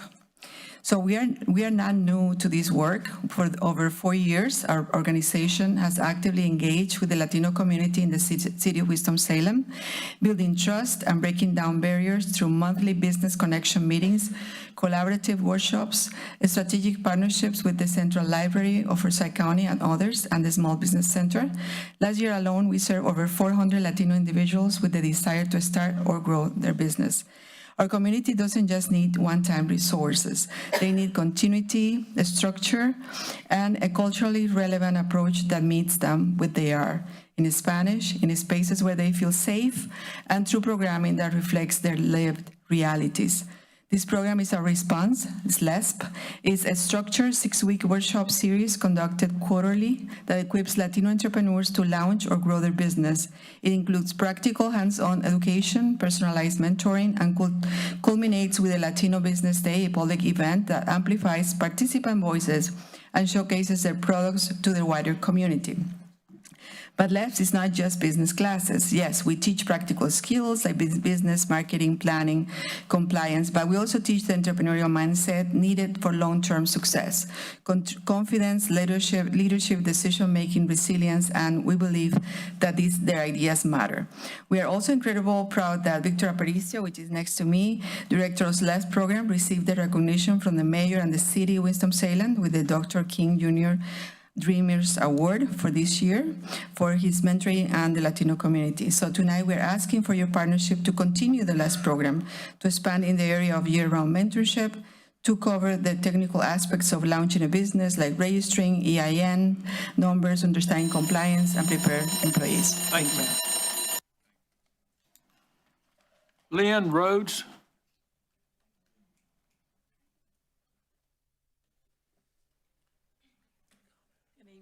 Joins, Mayor Pro Tem Adams, and council members. Thank you. I'm Lynn Rhodes, and I'm co-founder and executive director of Authoring Action. And along with Nathan Ross Freeman, who's the co-founder and artistic director, and many amazing professional artists in this community, we have served Winston-Salem youth for 24 years. We invite you to our birthday party, June 7th. Authoring Action's Just Us program was developed in 2014 at the request of the Forsyth County Juvenile Justice Council to provide interpersonal and life skills development for youth at risk of juvenile court involvement who may have prior referrals to juvenile court, a history of runaway behavior, use and abuse of drugs, felony offenses, weapons, negative peers, school fighting. You get the idea. In Just Us, teens use creative writing, film production, and critical thinking to explore life challenges and to develop original short films. So from pen to screen, youth gain hands-on filmmaking experience using storytelling to not only tell their stories, but to address real-life issues. They earn a stipend and professional film credit. This gives them scholarship opportunity and career opportunity. We invite you to the next screening, June 13th at Aperture Cinema. Just Us fortifies teens, giving them not only the tools for creative writing, but film planning and production, critical thinking, problem-solving behaviors, as well as awareness of the challenges that undermine their success. Teen voices are present throughout the process.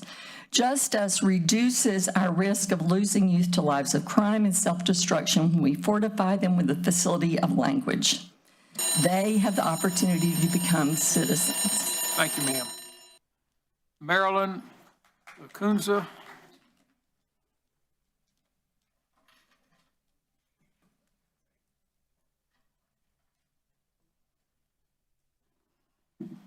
Hi, good evening, Mayor and City Council members. My name is Marilyn Mendiola Lacunza de la Cruz, and I'm not your constituent, but I am here wearing many hats all the way from Mebane, North Carolina. Tonight, I stand before you as a board member of Rejuvenation Support Services, also as a directly impacted community member affected by the recent gun violence at Lineback Park, and a founder of FOCHA Triad, a non-monetary grassroots rapid response group that serves immigrants, refugees, and the marginalized community. I'm here tonight to ask for your support in allocating funding towards programs that are actively addressing some of the most urgent challenges faced in our city: homelessness, addiction recovery, economic instability, youth vulnerability, and violence prevention. We only respond after lives have been lost, but we all know true public safety requires lots of work and prevention. It requires investment in systems that truly provide stability, dignity, opportunity, and hope for a crisis before crisis escalates. Rejuvenation provides a foundation for rebuilding lives and a true second chance. Our residents are provided safe, fully furnished housing, essential utilities, vacational opportunities, and equip them for long-term independence. Alongside this work, like Ms. Rebecca Sehebre said at LES, they empower Latino entrepreneurs through culturally accessible business education, mentorship workshops, and Spanish language resources that create pathways to economic self-sufficiency historically underserved families. And these are more than simple programs, they're lifelines. Too many of our young people are being systemically pushed toward gang violence because of lack of financial opportunity, moral guidance, mentorship, and emotional support. They're crying out for help. I'm begging that we invest in marginalized communities. We reduce the conditions that contribute to desperation, instability, and violence.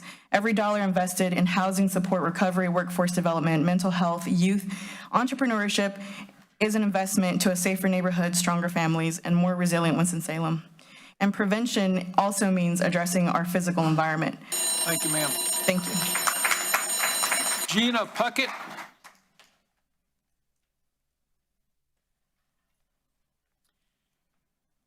Hello, my name is Gina Puckett. I am here with Child Care Resource Center at 102 West 3rd Street, Suite 750, Winston-Salem 27101. Good evening, Mayor Joines and Mayor Pro Tem Adams and council members. I am here today to respectfully request that you reconsider the application from Child Care Resource Center for the fiscal year 26-27 budget. It's a small line item that has an outsized impact on working families, child safety, and the local economy. Your decision impacts real lives. I'm going to provide some examples. A week ago Friday, we had a foster parent call us that was receiving a new child placement. on Friday, and she needed childcare by Monday so that she could get to her work at the Department of Corrections. She worked with our childcare navigator, who verified openings, hours, a DSS voucher acceptance, and then provided 3 secure options for her. By Monday, that child was enrolled in a program along her commute so that the child was safe and she could get to work. There was another family that called one of our parent advocators a short time ago. The family is moving here for school full-time, and they needed childcare, and they need help paying for childcare. Our navigator talked with them, guided them through the process of applying for financial assistance, worked out the timing for that application so they could be here, and they would have their income and everything reviewed. So that family now has a plan for how to get access to childcare. Another was a Spanish-speaking parent who needed part-time care. And our navigator got on the phone and talked with the program and helped her get childcare. Thank you, ma'am. Thank you. Victoria Jackson. Hey, I'm Katura Jackson, Executive Director of Child Care Resource Center. Thank you for giving us the opportunity to speak today. I also work with Gina, Mr. Mayor, Ms. Mayor Pro Tem, Budget Chair Clark. We just want to say thank you for your past services, your past support of CCRC services, and to ask you to consider our proposal for this year. Child Care Resource Center is the only child care resource and referral agency serving Forsyth County and the City of Winston-Salem. We help families learn about child care. We help families find child care. We have the only database in the community across the county that is accurate, up to date, and it also helps families birth to 12. I'm trying to keep my time going. So last year we launched a new database, findchildcarenc.org. I hope you'll go and check it out. It is a user-friendly tool for families. So we have that database, and then we also have people who can talk with people who aren't as technology savvy, I guess. So Gina gave you some examples of the work that we do on a regular basis, and just would like to say thank you for your support in the past, and hope that you will continue to support us in the future. Thank you, ma'am. Before the next speaker comes up, let me make 2 quick comments. First, we are coming to the end of the folks that signed up. After that conclusion, I will ask if there's anyone else in the room that would like to speak. Everyone will have an opportunity to. Once that is finished, I will turn the meeting back over to the mayor, and he will have the general comment period at that point. Secondly, to further complicate matters, I mentioned that we have federal money that we allocate. We also have our own general operating fund. There's a third group of funds that we have. If you spend the night in a hotel in Winston-Salem, you pay a hotel tax. That money does come to us to allocate. We tend to allocate that towards things that bring people into town, as they say, putting heads on beds. But just want to let you know there's even another fund that we get to allocate as well. With that, we will continue. Meg Kleinfott, close, maybe, no. What is your name, ma'am? My name is Meg Khalifat. If you say so, go ahead, ma'am. Yep. Good evening, Mayor Joines, Mayor Pro Tem Adams, and City Council. I am Meg Khalifat. I'm the Executive Director with World Relief and Triad. We are a refugee resettlement agency. Resettlement, I'm using very loosely. We do not have a whole lot of new arrivals currently entering our country right now. And so what we are doing is turning our attention to how can we serve the over 8,000 refugees we have been resettling in the Triad since 1992. Historically, our programming has really focused on affordable housing access, employment access, and enrolling children in school, and just really helping families who arrive here, who we've welcomed here, who we have vetted and said that you are all here to start a new life in America, has really been more of a triage and humanitarian response. We now have the rare opportunity in this landscape to actually focus on upward employment mobility by going back to so many of these individuals who started off in more low-wage income jobs, have been here a while, have greater English access, and have the potential of actually moving up. The project that we have sent before the council, before the city, has been to focus particularly on a demographic that we call the lost boys and girls of refugee resettlement. They are the 17 to 24-year-olds who often get overlooked in our traditional resettlement process because we are so focused on the employable adults. Yet these are the ones that have the most potential of accessing a language faster and gaining employment and entry level into different certification courses or employment or education programs. So this money is going to allow us to really focus our efforts on these young people and help them propel and really raise their families up.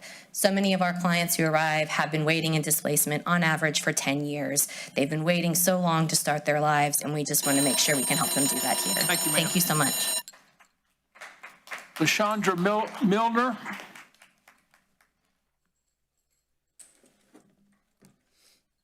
LaShonda Milner, 1200 North Trade Street. Good evening, Mayor, Mayor Pro Tem Council.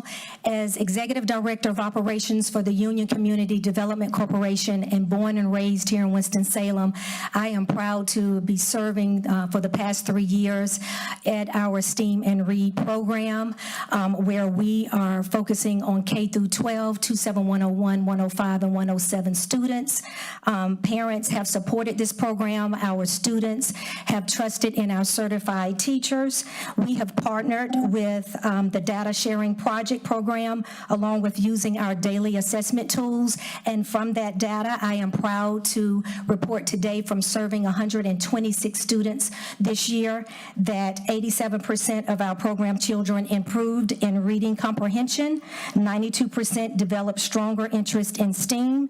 And from that partnership, data has shown that we have very high impactful on-hands activities. Our children are comfortable in asking questions and that they are being challenged. As we know from data, without additional instructional time, literacy gaps widen, and I feel that STEAM and Read is a very high impactful program that is closing the gaps on those percentages. I do take this work very personal, along with our team, as we are teaching also civil agency.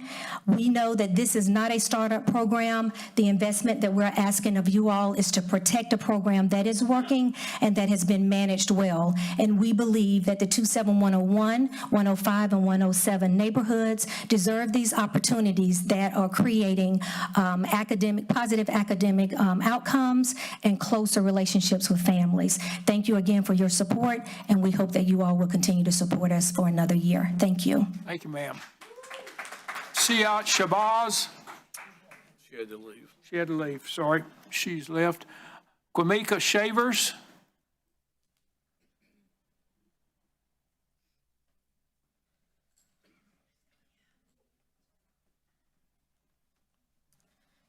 My name is Kwame Kia Shavers. Good evening, Mayor, Mayor Pro Tem, and members of the council. 3 words: disconnected, disengaged, and performative. I studied the budget as I wanted to get a full understanding of the council's vision for our city, but I'm a bit confused about how services that ensure health, safety, and well-being of Winston-Salem residents will be delivered at the quality expected by the residents. Those were your words. As I reviewed the community grants, I noticed that community and economic development expenditures account for 4.5% of the total budget, while recreational and cultural represent 5.7%, with organizations like Caladium receiving over 100,000. That's 172,000. She just got up here and admitted that they make $500,000. So what do they need the city's money for? Arts Council receiving over 200,000. What do they do for our youth? I find it concerning that organizations like Southside Rise, which helps at-risk youth, requested a modest $20,000, and y'all recommended 10. Similarly to the Winston-Salem Urban League requested $170,000, but y'all recommended 50. Staples, community staples in our community, like Big Brothers and Big Sisters. I was a participant of Big Brothers and Big Sisters. Requested $80,000, and y'all recommended 25. What they gonna do with that? Given these allocations, I ask, how exactly is City Council actively and aggressively addressing youth crime and gang violence? Those are two different things. Performative. Why is the city and its leaders holding a meeting tomorrow evening at the same time as the NAACP membership meeting and the Forsyth County budget public hearing? Performative. If your intention is to truly support the community, especially the youth, I would like to point out that I have hosted not one but two events focused on summer employment for the young people, and none of you showed up, none of you supported. I don't care if you like me or not. Hopefully this is not the face that look like it does care, because I don't. But when it comes down to this community, when it comes down to this youth, you can count on me to show up, because it's not about you, it's not about me, it's about them, and y'all need to catch a grip. Jeff Maxwell. Jeff here, Maxwell. Oh. Come on up, sir.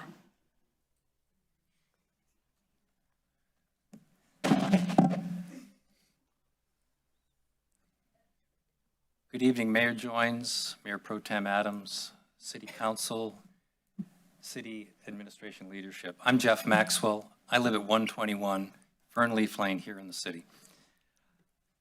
I came tonight to share some constructive feedback about the proposed 2026-2027 budget. You heard earlier, actually you saw on a slide that the entire 4.6% property tax rate increase for FY 26-27 is dedicated to the general fund.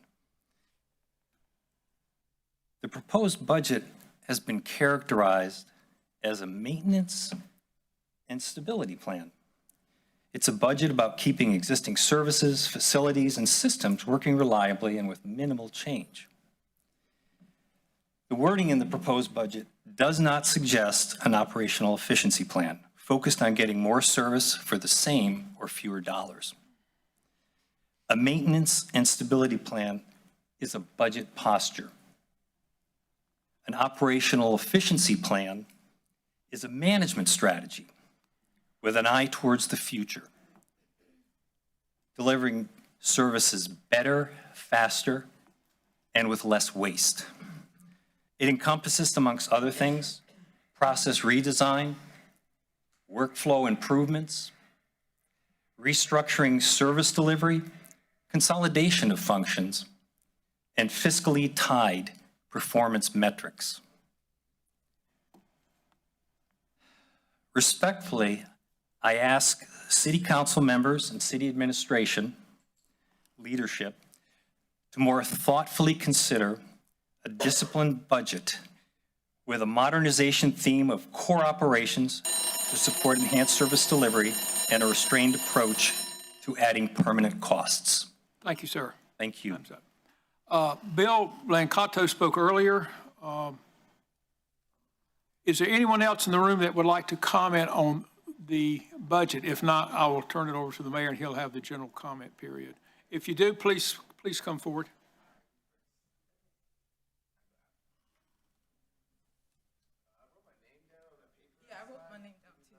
Might be on the other piece of paper. What's your name? I'm Asante Benson Bailey. Is she on the other one? We got two public hearings tonight.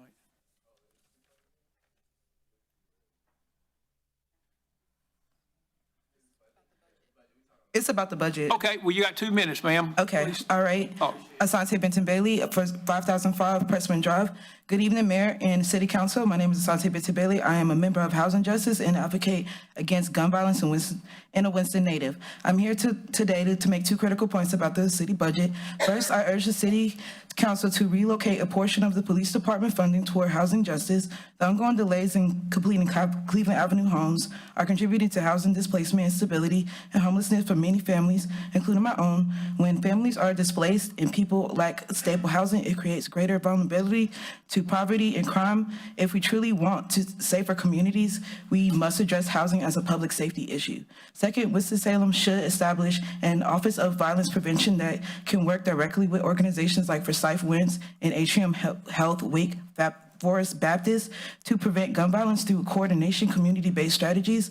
As a victim of gun violence, I know firsthand how deeply it ruins people's chance of a full and healthy lives. We cannot continue relying primarily on policing while underfunding the real solutions that create true safety. Redirecting a portion of police resources into prevention, housing, and community support would strengthen our city for more than expanding training facilities that will deepen division. Data consistently shows that community participation in violent intervention reduces violence more effectively than criminalization alone. Cities like Baltimore have demonstrated that investing in prevention, rehabilitation, and community-led program can lower violence. We need investment into people over punishment, prevention over reaction, and healing over division. I urge this council to adopt a budget that would prioritize housing, justice, violence prevention, and stronger communities. Thank you. Thank you.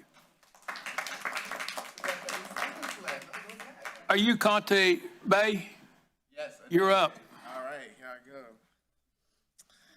All right, revolutionary love to the mayor, council members, and of course the beloved Forsyth community. My name is Adon Bay. I'm a community violence intervention organizer with North Carolinians Against Gun Violence. I come before you today as a survivor of gun violence with deep respect, urgency, and a hope for Winston-Salem's future. First, I want to acknowledge the important work already being done through Forsyth Winds and the Hospital Violence Intervention Program, Atrium Health, Wake Forest Baptist. These initiatives are proving that community violence intervention works. They are saving lives, interrupting cycles of harm, and creating pathways towards healing. I request that the city assist with funding Forsyth Winds. The county has already been doing so. But Winston-Salem now has an opportunity and a responsibility to go further.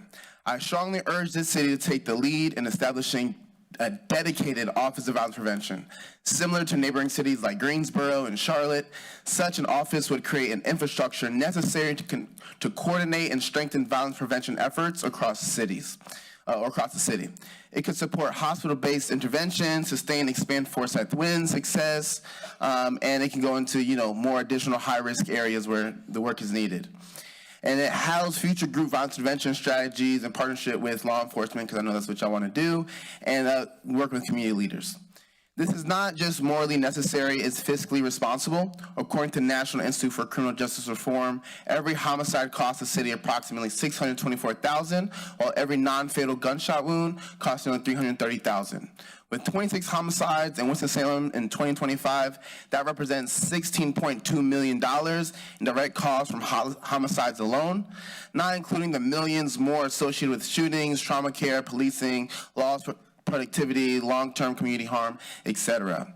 And I say I got 7 seconds left, so I just want to say thank you again to everybody who came out today and followed the money. Thank you. Power to the people. Is there anyone else that would like to speak for the budget? Ms. Henry? Now, I got an email from you a minute ago that said you won't speak at the other one, but if you won't speak tonight, you can't. For this one, you can, or you can do the next one. Okay. Good evening, Mayor Joines, Mayor Pro Tem Adams, members of City Council, and the city staff. I'm Shannon Henry, the new president and CEO of the Arts Council of Winston-Salem, Forsyth County. First, thank you for your continued investment in the arts and for recognizing their importance to the cultural and economic vitality in Winston-Salem. The Arts Council of Winston-Salem and Forsyth County was the first arts council in the United States, and now for more than 75 years, we have served as a cornerstone of this community's cultural fabric, and we remain deeply proud to serve Winston-Salem as both a steward and connector for our local arts ecosystem. Your support helps sustain our beautiful downtown arts campus. It further sustains opportunity, access, creativity, education, tourism, small organizations, individual artists, and shared community experiences that make Winston-Salem unique. Because of the city's partnership, we are able to support community theaters and creative spaces, provide grants and programming support to local arts organizations and artists, expand arts education opportunities for students, and create space for a wide range of voices and traditions to be seen and celebrated. The Arts Council wears many hats. We are a grant maker, we are a convener, a collaborator, and a piece of cultural infrastructure that helps hold this creative community together. We are also the largest funder of arts education in Forsyth County, helping create thousands of students or experiences for thousands of students and families. As I've spent the first, I'm running out of time. Okay, so I just want to say thank you so much for listening and express our gratitude for your continued partnership and support. And thank you for helping to ensure that the arts and culture remain accessible in the city. Thank you. Thank you, ma'am. Okay, last call. Is there anyone that would like to speak in the in the budget area? Sir, come on up, give your name and address for the record. In my defense, I had a couple peanut butter cups before I signed up, so I signed up for the wrong hearing. My name is Ron Schultz. My address is 1414 Brewer Road. Thanks, sir. It has been since last October. For the 3 years prior to that, I did not have a physical address. I'm a success story of City with Dwelling, and I wish I had time to tell you the heartbreaking story about how I went from a white-collar career to being on the streets without the aid of drugs or alcohol. Just suffice it to say that it was a series of life catastrophic events that could have happened to anybody, and every time I thought I was getting things turned around, life kicked me in the teeth again until I found myself on the streets. I'm here today speaking in support of City with Dwelling has applied for a community grant to assist with their housing stability fund. And I'm just here to say that is something that, had it been available and I knew about it as I was making my downward spiral, that could have feasibly kept me from being on the streets. It's far easier to keep somebody from losing their home than it is to pull them off the streets and get them back in a house. And after all, we all want to, speaking for the homeless, we all want the same thing. Y'all don't want to see the homeless people wandering around the streets. Well, we don't want to be there either. And this won't help reduce the homeless population, but it will definitely help keep it from increasing. Thank you for your time. Thank you, sir.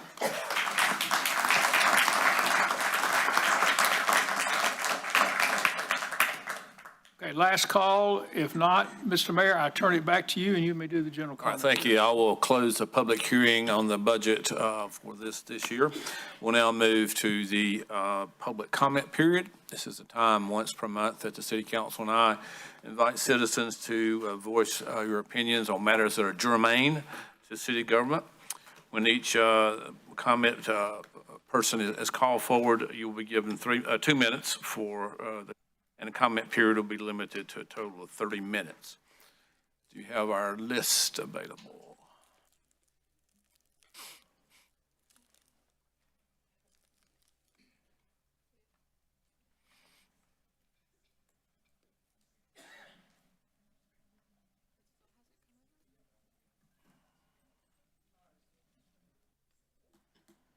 There it is, okay. First person, Jen McGarvey. I got a whoop. Good afternoon. Thank you so much for the opportunity to speak. My name is Jen McGarvey. I live at 2860 Holyoke Place in the historic Northwest Ward. I'm the parent of a lifeguard for the City of Winston-Salem.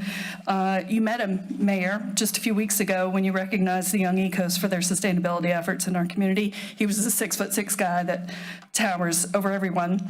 He's been a lifeguard for the city for 2 summers, about to start the 3rd. Last year, on June 24th, the heat index for our area rose to 105.4 degrees. My son is a physically fit swimmer for Mount Tabor swim team.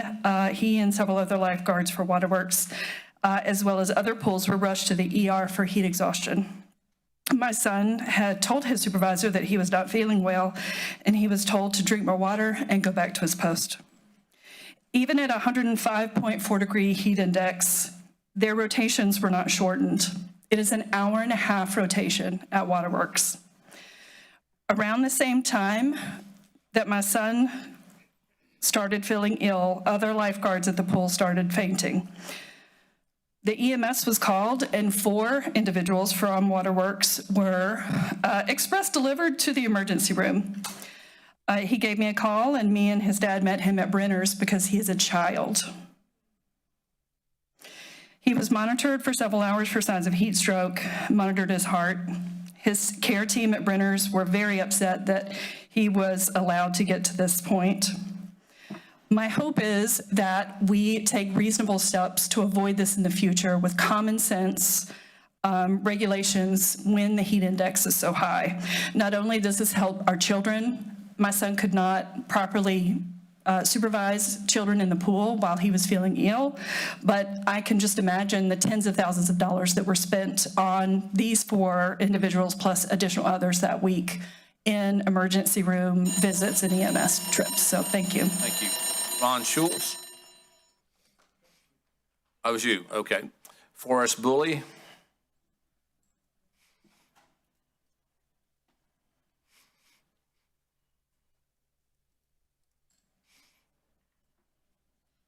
I'm Forrest Pulley, and my wife and I moved to One Park Vista Lane in downtown Winston-Salem in 2019.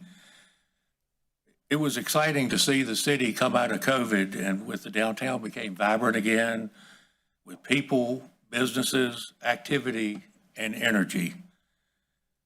Downtown reputations and experiences are critically important to the vitality, energy, and long-term success of cities, especially downtowns. Over the past year, downtown Winston-Salem has increasingly become a cruising strip for cars, motorcycles, amplified music, and other vehicles, loud engines, mufflers, and all sorts of noise levels that exceed 85 to 100 decibels. Residents, businesses, visitors, and hotel guests are all experiencing the impact. I'd like to suggest several approaches. First, increasing police presence and enforcement during peak hours. Even periodic enforcement sends a strong message. Second, strengthening and publicly communicating the existing ordinances and clearly defining limits and enforcing penalties. Third, consideration of anti-cruising measures such as designated no cruising zones or restrictions. Fourth, using technology to identify noise detection cameras to exceed legal limits and support efforts without requiring constant patrol presence. I want to thank the city for all of the efforts they've already made, and we do appreciate everything that has happened and encourage you to take up stricter requirements. People choose to live, visit, and invest in downtown because of the reputation and experiences. But unfortunately, they can also choose to not and avoid downtown because of the reputation and experiences. Thank you. Shante Bailey? Okay, Olivia Doyle?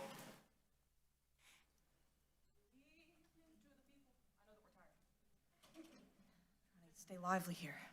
So Olivia Doyle, 215 North Peace Haven Road Street. I'm here with Hate Out to ask that Mayor Pro Tem Adams and Councilmember Andrew Bowen formally sponsor the fair justice and public safety ordinance that we've proposed, given that you've expressed your support via email already. If passed, the ordinance, among other things, would cite existing North Carolina laws to mandate citations in lieu of arrest for marijuana possession. It's really a common sense proposal to reduce the time that cops waste on arrests for a substance that the state itself is thinking of regulating. And these arrests are being made. The WSPD just confirmed last week to us that they arrested 10 people for marijuana last year, and our own research on the Police to Citizen portal identified around 15 arrests during the Easter week of this year alone. We can't afford people being arrested for a substance that Councilmember Taylor sells or that I buy in Councilmember Clark's ward from the dispensaries on Jonestown and Country Club. And that is not a dig on CM Taylor. That is not the intention. What I'm doing is I want to point out that if any council member opposes this ordinance proposal, you are essentially saying, yes, I want Black people in Winston-Salem to be disproportionately arrested for possessing a substance that this white girl just told me that she buys and uses in Councilmember Clark's ward without consequence. People are selling this legally. This is common sense.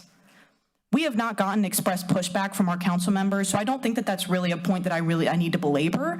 But if you need extra motivation to sponsor this proposal, consider that mandatory cite and release could save some money on arrests and generate a little revenue as citation fines are paid into the general fund. We could put that towards the school system if we really wanted to.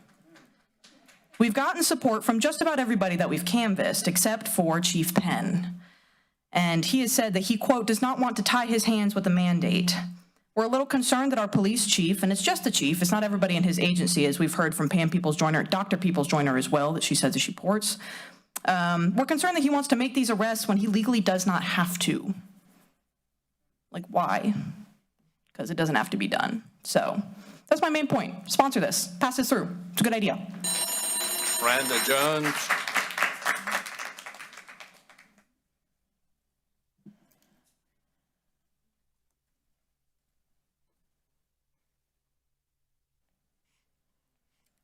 Miranda Jones, 405 Corona Street. Mayor Jones, Mayor Pro Tem, members of City Council. Every morning I walk the halls of a school in Guilford County, but I did so for 9 years here in Winston-Salem, Forsyth County, and my day largely begins with smelling marijuana in the halls and sometimes in the restrooms. And I step into the bathrooms and I tell young people to put away their vapes and to get to class. And some of you might wonder why I don't call an SRO. Well, I'll tell you why. I will not report a prohibited substance, not because I'm indifferent, but because there is nothing, and I mean nothing in me, that seeks to criminalize largely black children in a system that has already been criminal towards them.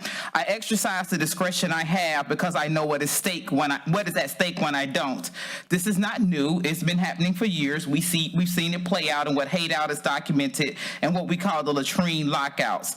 I am most afraid of what happens to young people if they are pulled over by a law enforcement officer, because we know the truth. Any encounter between a black person and law enforcement carries with it the risk of injury or death. And here's what I need to sit with you. Last year, the Winston-Salem PD confirmed that 10 people were arrested and more than 574 were cited for marijuana-related offenses in this city. 10 people now carry the weight of the carceral system, the criminal records, the barriers to employment, to housing, to education.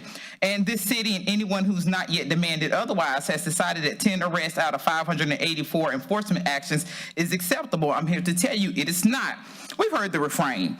Isn't marijuana already basically legal? The WSPD isn't really arresting people for weed. Dispensaries are open. One of our own colleagues has Greenwood. Shout out to the historic Greenwood that was destroyed by white supremacists. He's in the business of selling it. But the data does not match the comfort of that narrative. Without a mandatory cite and release ordinance, a patrol officer still has complete discretion over whether the product in someone's hand is worth a citation or an arrest.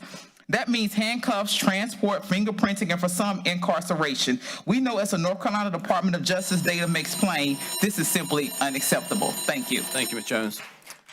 Marilyn Lacazunza, have you already spoken? Yes. Go ahead.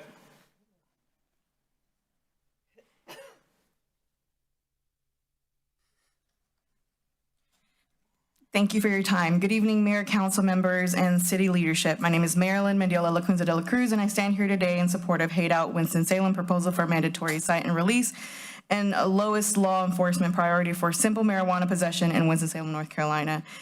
This is not a call to legalize marijuana. Decriminalization and legalization are not the same thing. Legalization creates a commercial market. Decriminalization simply means a young person is not handcuffed, booked, and pushed into the criminal legal system over personal use possessions. Tonight, this is about more than the cannabis policy. It's about whether our city will continue allowing minors that possess marijuana to be convicted and charged and put into the pipeline. This system disproportionately impacts Black and brown youth and families. If my dog suffers from separation anxiety, and the only thing that calms him while I'm away is a legally purchased CBD gummy from a dispensary, he gets caught chewing it, no one's first instinct is to send him to the pound. We recognize context, we respond with proportion and common sense. Yet when a young person is found with a small amount of marijuana for personal use, too often the response is handcuffs, booking, and beginning of a criminal record. What starts as a minor mistake can become missed school, missed work, court fees, housing instability, employment barriers, and crushing message that the system has already decided their future. That is how hopelessness begins. North Carolina's own data shows marijuana enforcement disproportionately impacts Black residents despite similar usage rates across racial groups. This is not just insufficient, it's inequitable for everyone that is targeted by the system. The law already permits cite and release. The question is whether Winston-Salem will have the courage to use the discretion it already has. If city leadership truly supports decriminalization, then codify it. Adopt mandatory cite and release, make it simple. Possession, the lowest law enforcement priority. Thank you. Thank you. Matthew Mayers.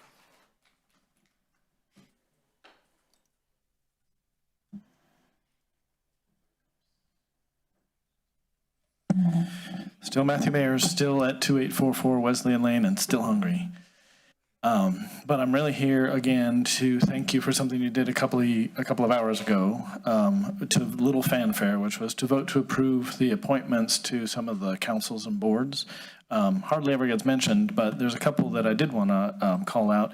For the planning board, my friend Sal Patino I'm so glad that he has been reappointed. He's going to be a terrific voice in, as you're seeing, new UDO amendments for making our city more amenable to sustainable development, as well as gentle density and housing affordability. And on the Sustainability Council, you reappointed another friend of mine, Jose Saucedo, who is a community organizer, and it will be an excellent voice, will continue to be an excellent voice for how sustainability and environmental justice issues impact many of our neighbors. Pay attention to him, please. And another new one, I don't know Miss Burke, but I do know Oliver Mead, and his expertise as a professional engineer in the architectural area, in sustainable architecture, is going to be invaluable as you start looking at the report that you get back on your facilities condition. Now, for a long time, the Sustainability Council has kind of been a place where people get sent, tree huggers get sent to talk amongst themselves and more or less get ignored. Truth. I urge you to not continue that path, to really take advantage of and pay attention to the professional expertise and the real knowledge and ethical compass of the people who have volunteered their time to do these things, and pay good attention to what they have to say. Thank you very much. Hi, Alfred. Good evening, Ty Alford. Good evening to the mayor and the council. To give all of you a little bit of flavor of the noise that we experience, the downtown residents, on a nightly basis, I was going to come up here and just scream for 2 minutes, but my wife told me not to do that. But I did want to thank Mr. Rowe for his work on the new noise ordinances, as well as Ms. Hall, Ms. Joyner, Ms. Devane, for their interest in working with the residents to find practical solutions to mitigate the excessive noise downtown. As residents, we appreciate all the downtown businesses, as well as the vibrancy of the city. All we're asking is these late night establishments who operate outside on public sidewalks and motorists who come downtown be good neighbors, have respect for our city, and follow the established ordinances. Decibel levels routinely reach above 85 past midnight, which I think we all can agree is very unreasonable. And these violations predominantly stem from two sources. The first is bars who routinely blare music from their sidewalks. They serve alcohol consumed outside the sidewalk barrier, and they stay open outside well past the 1 a.m. and 2 a.m. operational hours, all in violation of the sidewalk permit. The second source of the excessive noise is the vehicles and motorcycles with modified mufflers and deafening stereos. There was a lot of spirited debate at this council months ago regarding the new amphitheater and the impact of noise to Crystal Towers. Many downtown residents completely sympathized with the Crystal Tower residents and the impact this will have on them. However, what seemed to be missing in that discussion is the current violation of ordinances late at night. The absence of a robust enforcement mechanism is only going to be compounded more once more people flood the downtown area when the amphitheater is open. Thank you for your time. Brittany Crandall. Good evening, Mayor and council members. My name is Brittany Crandall. I'm the Director of Operations with Grubb Properties in the Link Apartments deals downtown Winston-Salem. I'm here this evening to respectfully ask the council to consider stronger clarification, consistency, and enforcement regarding noise and outdoor bar activity in what I consider our mixed-use district. First, we are going to define and regulate amplified noise in certain contexts, and I believe bar-related crowd noise should also be clearly defined within our ordinances. If there are definitions and thresholds for amplified noise related to venues like the amphitheater, then crowd noise should also be addressed within those same conversations. Right now, there appears to be a gap between amplified sound regulations and the reality of what residents and neighboring businesses are experiencing late into the evening. In many cases, it is not just music, it is the large crowds, shouting, and congregation associated with these bar environments that create the disturbance. Residents do not necessarily distinguish whether the disruption is coming from a speaker system or people gathered outside at midnight. The impact is still the impact. Second, the sidewalk corrals that were originally created during the pandemic to support outdoor dining have, in many areas, evolved into late-night bar gathering spaces with minimal, if any, consistent enforcement. I am respectfully asking to consider establishing a defined cutoff time for activity within those sidewalk corrals, specifically 11 p.m. I believe this creates a more reasonable balance between supporting businesses and respecting the residents who live nearby. The area where many of these establishments exist is not strictly entertainment only, it is mixed use. One of our communities is located directly in this environment, and the late night noise can be extremely disruptive to residents simply trying to sleep, work, and live comfortably. I believe the question we should all be asking ourselves is, does it improve my city? As soon as we begin viewing these issues through that lens collectively, the sooner we will all experience the kind of growth, vibrancy, and success that we want for Winston-Salem. Thank you. Thank you. Carolyn Warren. Good evening, Carolyn Warren, 2330 Light Street, Winston-Salem. I'm here to speak on heat safety in what we're going to do for the extreme heat this summer for our lifeguards. I am a special ed teacher at Glenn High School. In the summer, I've been a lifeguard the past 3 years. I like to swim.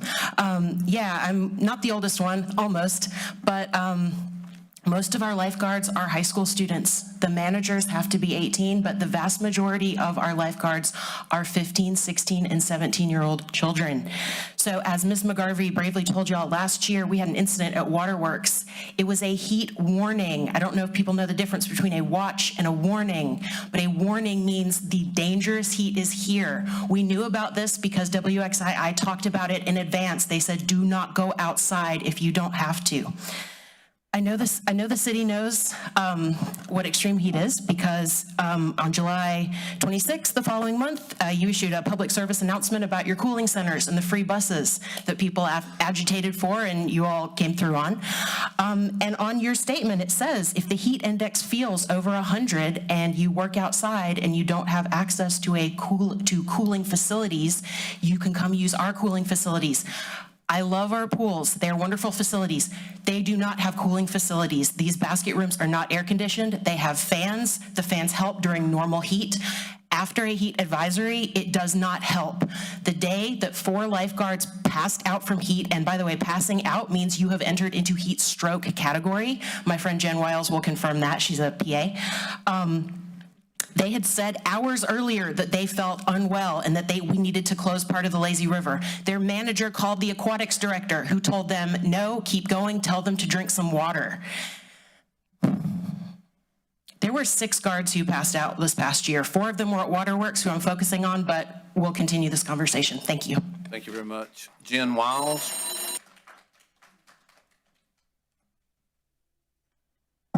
Good evening, Mayor, council members, and community members.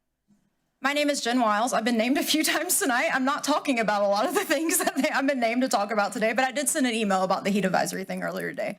I'm a candidate for the North Carolina House advocating for the legalization and decriminalization of cannabis statewide.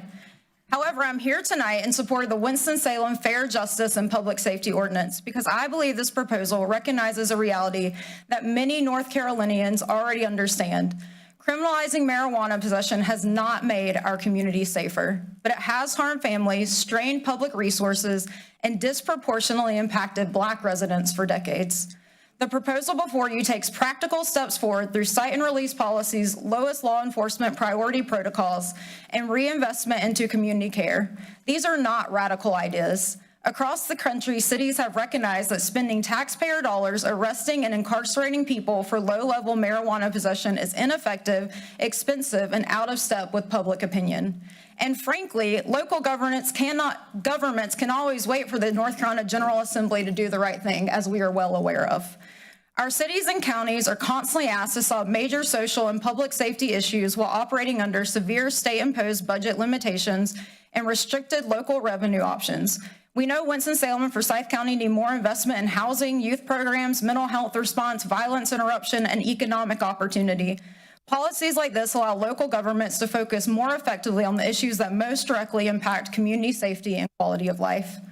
Forsyth County also has the opportunity to become a leader in North Carolina on this issue. Too often, people talk about legalization only in terms of future tax revenue or corporate business opportunities. But if legalization and decriminalization are going to mean anything, it must also address the harms created by prohibition itself. That includes reducing unnecessary arrests, minimizing lifelong criminal records for nonviolent offenses, and ensuring that the people and communities most harmed by the war on drugs are not excluded from the benefits of reform. Thank you. Cynthia Herson.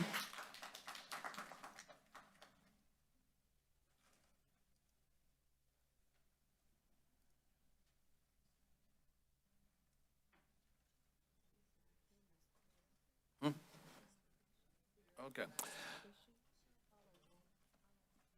I can't see the screen, goes to Lawton James.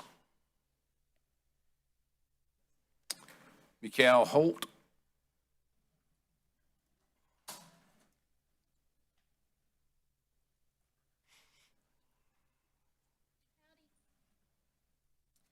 Better get close to this microphone. I'm a quiet talker. I'm Michael Holt.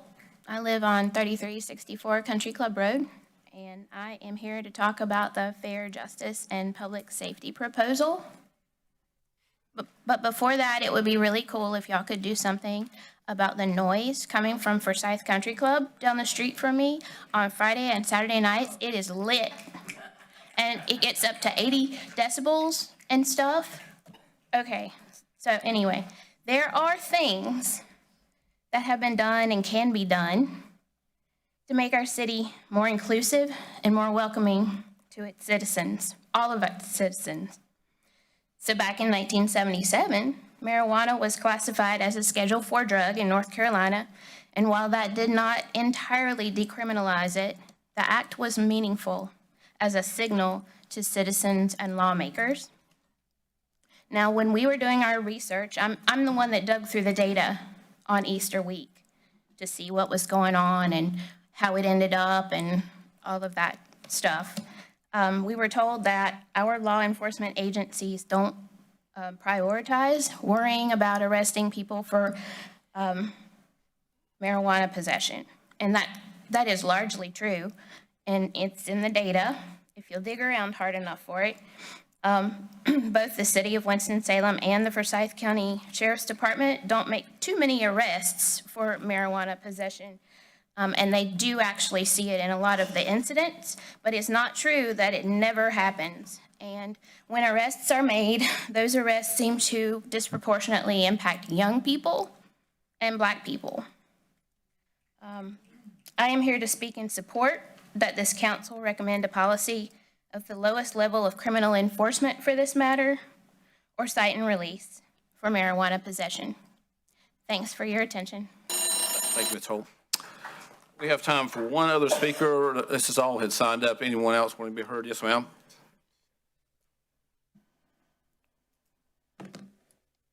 Good evening, Mayor, Mayor Pro Tem Adams, and City Council members. How are you this evening? Could you give us your name, please? I will. My name is Tanya Sheffield. I live at 2700 Renolda Road, apartment 1401, and the zip is 27106. On behalf of Forsyth IF Sponsoring Committee, you are cordially invited to attend our inaugural public meeting on June 14th at 4 p.m. at Emmanuel Baptist Church, 1075 Charlemont Drive in Winston-Salem. This gathering will bring together more than 500 delegates representing 30 diverse city civic institutions, in addition to decision makers from the City of Winston-Salem, Forsyth County School District, the county, Forsyth County health systems, and the business community. The purpose of the meeting is to formally introduce the organization and present its initial agenda comprising of priorities for education, community-led affordable housing development, housing stability, and mental health. We will respectfully invite you to share your name and role and to indicate your willingness to meet with our leaders to begin building a public relationship and begin working on our shared agenda. Your presence and willingness to relate to our collective would mean much. Over the past 5 years, hundreds of leaders from across Forsyth County have partnered with the Industrial Areas Foundation to build the foundation of a broad-based citizens organization. Through intentional relationship building across faith, race, income, and neighborhood, this effort brings together people from all walks of life. We have trained leaders, listened to more than 1,100 residents to determine the direction of our work, and identified research shared community priorities, resulting in a clear collective vision for the future of Winston-Salem and Forsyth County. Our approach to change is grounded in building respectful, accountable public relationships among leaders from the public, private, and civic sectors. Thank you. Thank you, Rich. I'll close the public comment period. Council members, anybody have a comment? Entertain a motion to adjourn. Mr. Mayor, just real quick, we do have this Thursday, it's the last committee meeting on the budget, and everyone is invited. It's at 2 o'clock? 2 o'clock. 2 o'clock this Thursday. All right, thank you, Mr. Carter. Thank you. Entertain a motion to adjourn. Adjournment. Is there a second by Councilmember Hall? All in favor of adjourning, please say aye. Aye. Anyone opposed? We're adjourned.